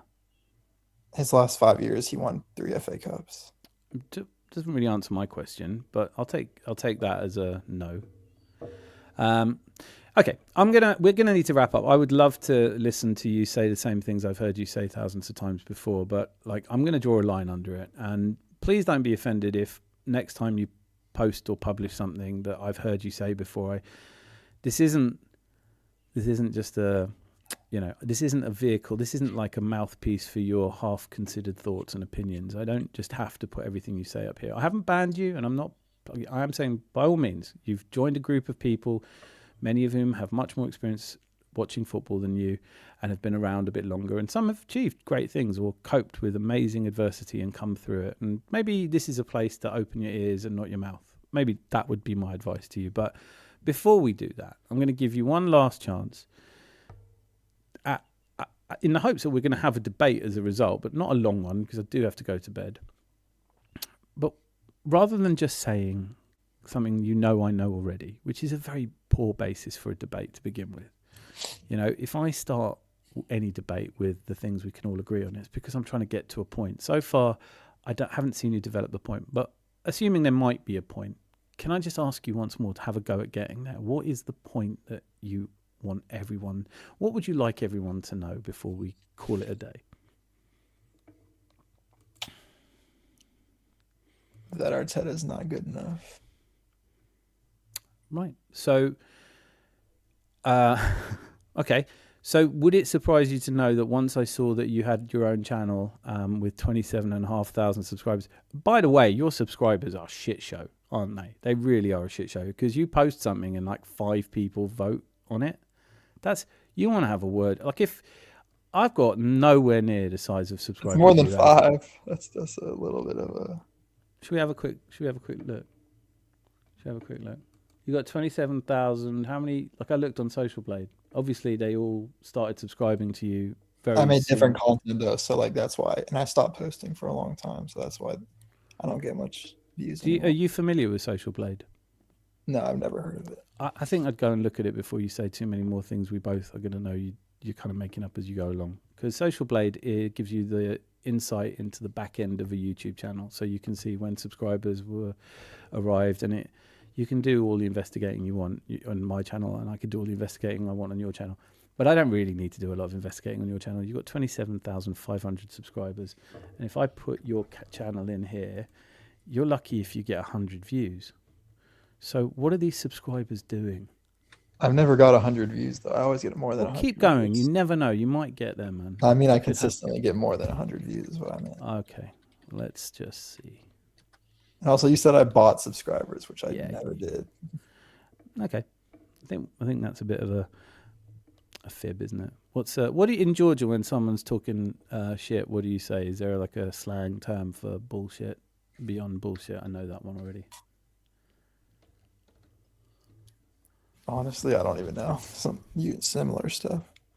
Okay. I think you just need to get out more. That's my ending to the argument. I would say that to you. I think we can both agree on that. I think you need a different hobby, one that's more fulfilling. I feel like it would just be crass, cowardly, and unkind. But it would be bullying if I pulled up the numbers from Social Blade on your account right now. It just isn't what I'm pissed off about anyway. What I'm pissed off about is we created this lovely community full of people who have made me laugh, made me think, made me really happy to be an Arsenal fan. And you come into it and you see this oasis of talent and intelligence, and you don't pay any attention to it. You don't immerse yourself in it. You don't become part of it. You just sit there repeating the same old thing. If this was a real pub, I probably wouldn't let you in. But if I did let you in, there'd be a little corner that smells a bit of wee, and we'd just have you there with your orange squash, and everyone would just ignore you. And after a while, you'd think, well, this isn't fun. And you'd join in, and you'd become part of the group. And I kind of hope you will. But I tell you what, you ain't debating your way to the top of the class, are you? If I had given anyone else the opportunity to try and debate, I think we'd had a better show. So thank you for giving it a try. Thank you for doing your best. I think this was your best. Was this your best effort at debating? No, I just let you talk the whole time. Did you have anything you wanted to say before we go that's remotely different from anything you've said before? I mean, I could say a lot more on Arteta, but I mean, I could say a lot more on Arteta, but I'm saying, do you have anything you want to say that you haven't said a lot before? Here's the thing. Next time you offer your opinion, wait till someone asks you for it. And in the frustration of never being asked for your opinion, you might get on with something, you might do something, and people might go, well, that's interesting. How did you do that? Then they might want your opinion. But your opinion on Arsenal Football Club is about as well considered as your opinion to come and do this debate, your decision to do this debate. I'm happy to shut up and let you speak, but like, to be honest with you, every single time I ask you to, you come back with the same generically boring derivative bullshit that we all know already anyway. So should I give you another go? Do you want another go? Sure. Well, the floor is yours. Okay, so on Arteta, right? He comes No, really? Arteta? Shit, you want to talk about Arteta? Oh, well, that's a fucking surprise. Yeah, go on. I didn't know you had such strong opinions about Arteta. All right, so he comes in, he finishes 8th, right? With the supposed terrible squad, right? He wins the FA Cup. And then he finishes 8th again. Then he bottled top 4, right? Then he bottles the league 93% top. Just like, there are rules to a debate, right? If you're just going to say the same thing you've said so many times before, do you just not think I've heard you? I have heard you. I've heard you. And also, you're reeling off the experience we've all lived. And you're doing it in a weird tense as well. He bottles top. He has bottled, is what you meant. You mean you're trying to use the past tense, I think, aren't you? You're describing seasons that were 5 and 6 years ago. So you can now use the past tense, assuming you can use the past tense. Like I go to the shops. It's not I went to the... You know that, right? I'm not trying to be patronising, but you're using the wrong tense. It's quite frustrating. You're saying shit I already know, that I lived through, and you're saying it as if it's about to happen. No, I'm just saying that this is what he's done in the last 6 years, right? Why are you telling me what I already know? What advantage is to be gained from it?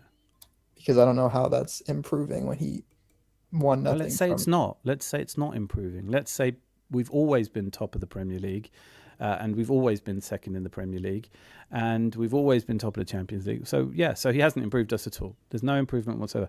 I wonder how it's possible that you started watching Arsenal in 2006. Do you know how many times between 2006 and 2026 we were second? Off the top of your head. 2015, 16, 2022, 23, 24, 24. No. So there's one time that wasn't Arteta and the rest are all Arteta. Is that what you're saying? No. Okay, so how many times between 2006 and 2019 were we second? Honestly, I don't know before 2013. Well, maybe go look that up because the whole point you're making is that you can't see how it's improvement to be doing better than we did before he got here. And even I don't think you're that stupid. But how are we doing me better? saying that? Because you see how the league table, like the top is 1 and then it goes 2 all the way down to 20. Uh-huh. So if you were 4th and 3rd and 8th and 6th and 4th and 3rd for a long time, and someone comes along and does second, do you see how that's better mathematically? Do you see how someone gets more points than you got for the previous 15 years? Do you see how that's better? More points is more than fewer points. You see how if they score more goals than you ever scored in the Premier League, that's progress. That's better. Can we agree on those things? He's done those things. Do you see how, like, when Arsene Wenger came in, and he's a fantastic manager, my hero. See how when he came into the club, the first season he was in the Champions League, he didn't qualify out of a group that had Lens, Panathinaikos, and Dinamo Kiev in it. And I know because I went to the games, right? You see how Arteta's first season, he got us to the quarterfinal and we lost to Bayern Munich. And it was a shit show of a game, but that's still better, isn't it? So you see, all of the things I'm describing they're not my opinion. That's why people think Arteta's improved us. You know, when we're beating Atletico Madrid and Inter Milan away and all these games, you see how that's better than it was when you started following Arsenal? You see? That's why people say it's improvement. I'm sorry it hasn't occurred to you to look these things up. I think this is so obvious I could actually prove it to you on a fucking Etch-a-Sketch.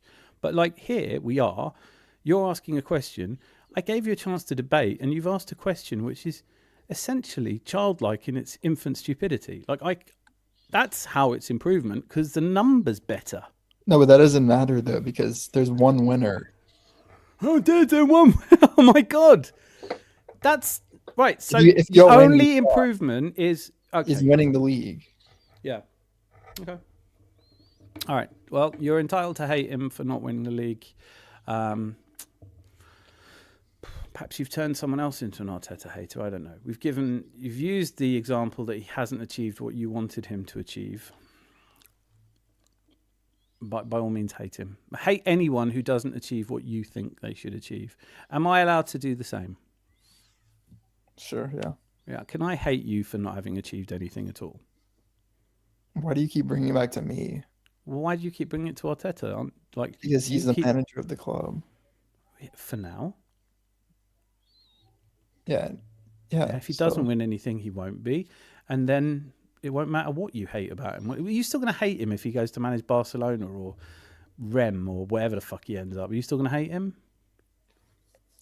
I won't care as much because he won't be the manager of the club. I wonder who you'll hate next. I can't wait to find out this future gripping and thrilling installment of who Austin from Georgia hates. It's really not. It's not personal. You know what I mean? It feels a bit personal because you keep care talking as much about him when he leaves. I don't care about him at all, but that's all you want to talk about. You could talk about anything. You could come up here and talk about anything, man. You could have talked about anything. Your favourite lipstick. What's your favourite lipstick? What do you like to wear when you go out? I don't know. What the fuck? I don't care. But nothing except, I mean, you must even surely, you don't sound like you're taking drugs. You're not on drugs, are you? No. Are you smoking weed? No. Okay. Maybe try that. It's fun. Do that. I don't know what happened to young people, but you all got deadly serious and fucking tedious. I've really never said this to any guest we've had on here before, but I have not enjoyed this at all. So I'm going to ask you to enjoy the rest of your evening, the rest of your week, the rest of however long it takes before you come back with something interesting to say. Goodbye. Sorry about that, Zanzi. That took a lot longer than I was expecting it to. And everyone's been so... Yeah, don't. Sorry. Fucking... What happened to young people? Seriously. This. Do you think it's our fault with this fucking YouTube? No, not us. It's not my fault. It's the internet. It's just wrong, isn't it? It's just like people sitting around in their bedrooms, probably still living with their parents, complaining about people that don't know they exist and how, because he hasn't reached some objectively almost impossible standard, he must be hated. What would he have been like in the mid-70s when we finished 15th and 16th He would have been in his bedroom reading the Gooner magazine, and he would have been like dreaming of having, like, it's all of these guys. It's just a whole lot of them, these middle-aged men that finally found popularity because they come onto a YouTube channel and say the same thing as each other, you know? It's just endless. It's the incel culture of hating people who haven't delivered what he wants them to. And it's so sad because touch some fucking grass. Go and get some sunshine on your face. Do something that's not... Find a girlfriend. You know, when, like, if you'd said to me I'm a douchebag, but if you'd have said to me at 20 years old, what do you enjoy doing? Working out. Right, watching football, hang out with my friends. I would have swerved that fella in a party. Fucking hell. All right, well, do you need cab fare?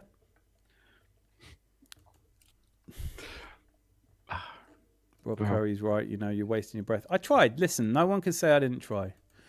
The lad is brave enough to come on the channel and say how he thinks. Respectfully, credit for that. I do credit for that, but think, like, if you said here, like, Lone Star, I totally get it. And I give him time to say his piece because I do respect people who come and say what they think rather than hiding behind a keyboard.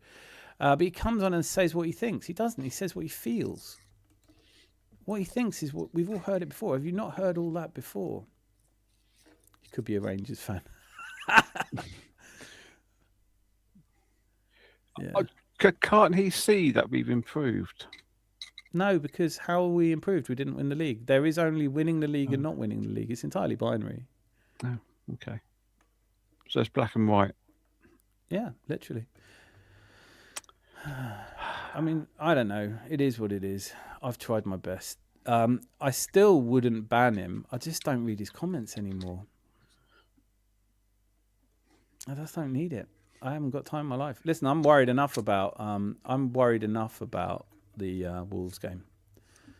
Yeah, I think I might be starting to hate you, Dan, because we haven't won the league since I've been on now. No, we haven't. I'm starting to hate me for that. The fuck are you talking about? I hate me for that. I already said it on Thursday. I was like, I started thinking I'm the problem. Yeah, I believe too much. We love you. We don't hate you. I started this fucking channel because I honestly thought, hey, we're going to win a league. Here we are. It's been 3 years. I'm sat here like, you know, the thing is, I'd stay for the company.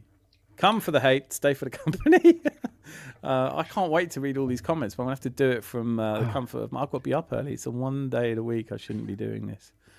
Look at this. We've had the Jay, the short man. Is it over yet? The most one-sided debate of all time. I know, I'm sorry. It didn't really feel like a debate, but thank you for the...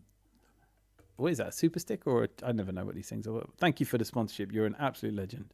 And Melina above as well. Oh shit, was there another one? Yeah.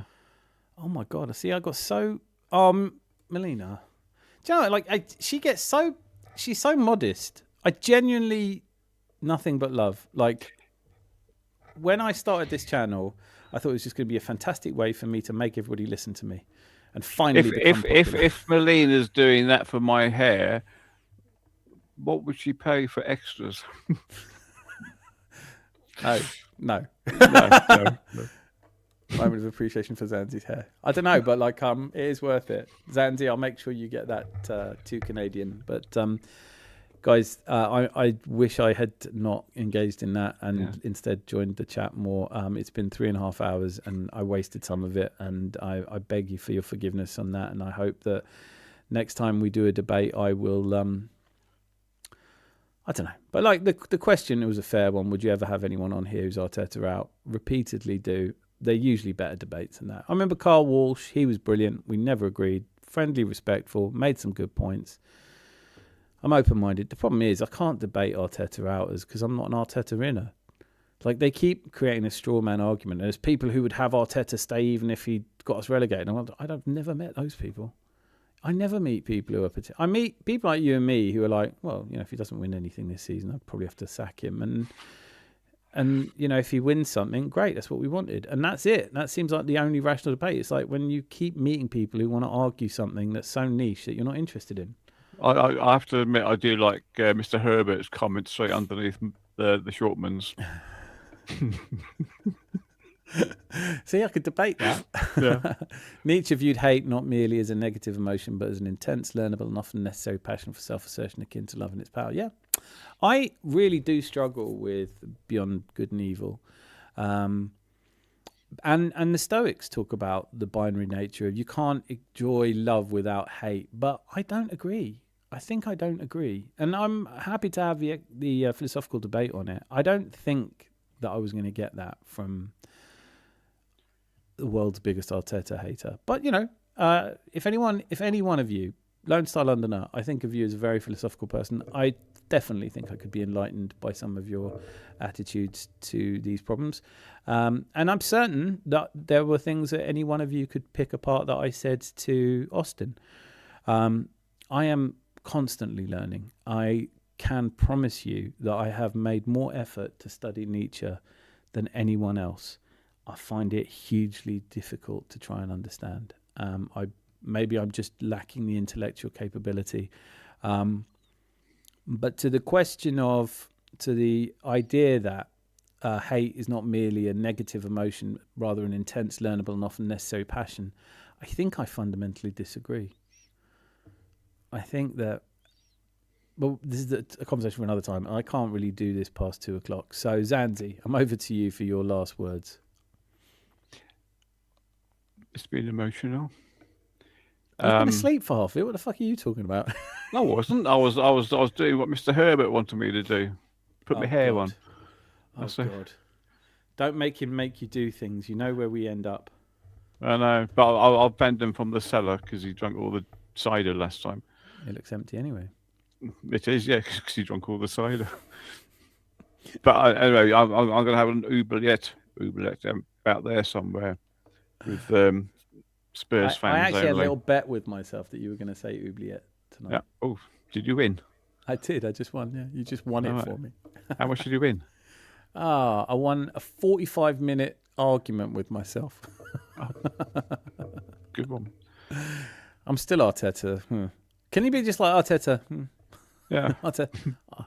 He's Arteta out. I'm Arteta. Who? I don't give a shit.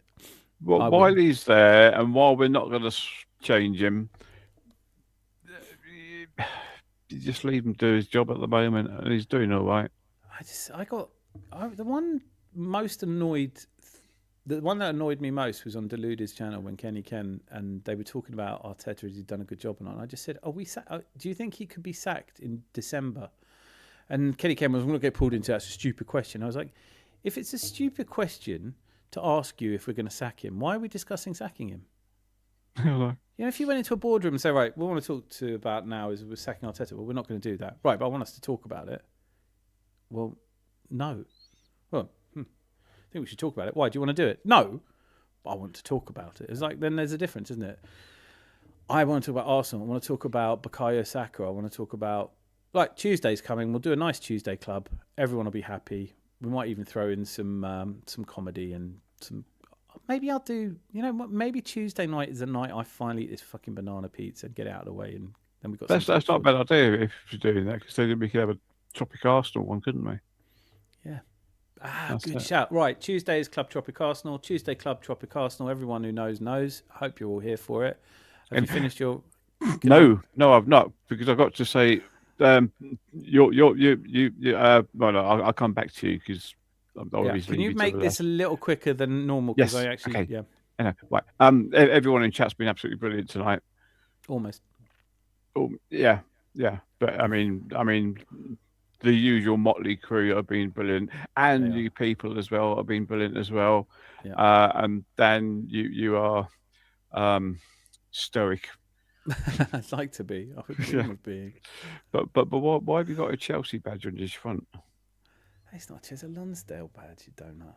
Yeah, okay. It's because I like a bit of the clobber, do you know what I mean? I'm thinking of becoming a hooligan, actually. I don't know if you give me any pointers. How does one go about becoming a hooligan?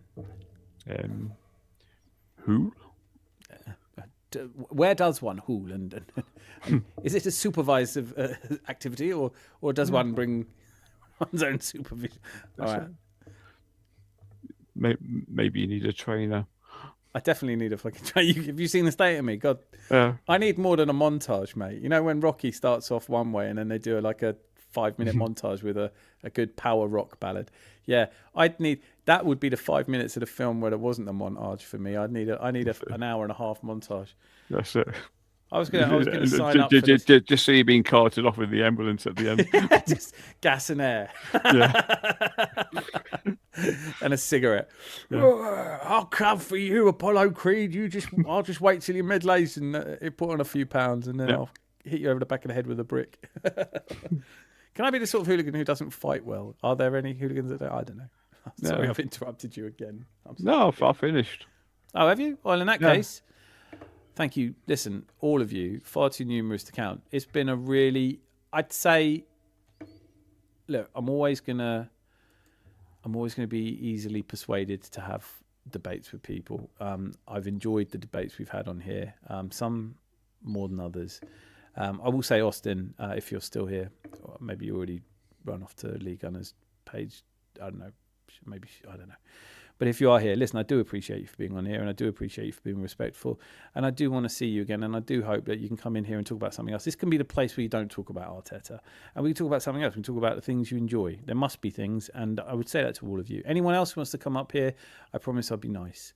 But more than anything, I'm sure I say this all the time, without you, this wouldn't be possible, and I think it is important that there is a place where people can just have calm, friendly banter.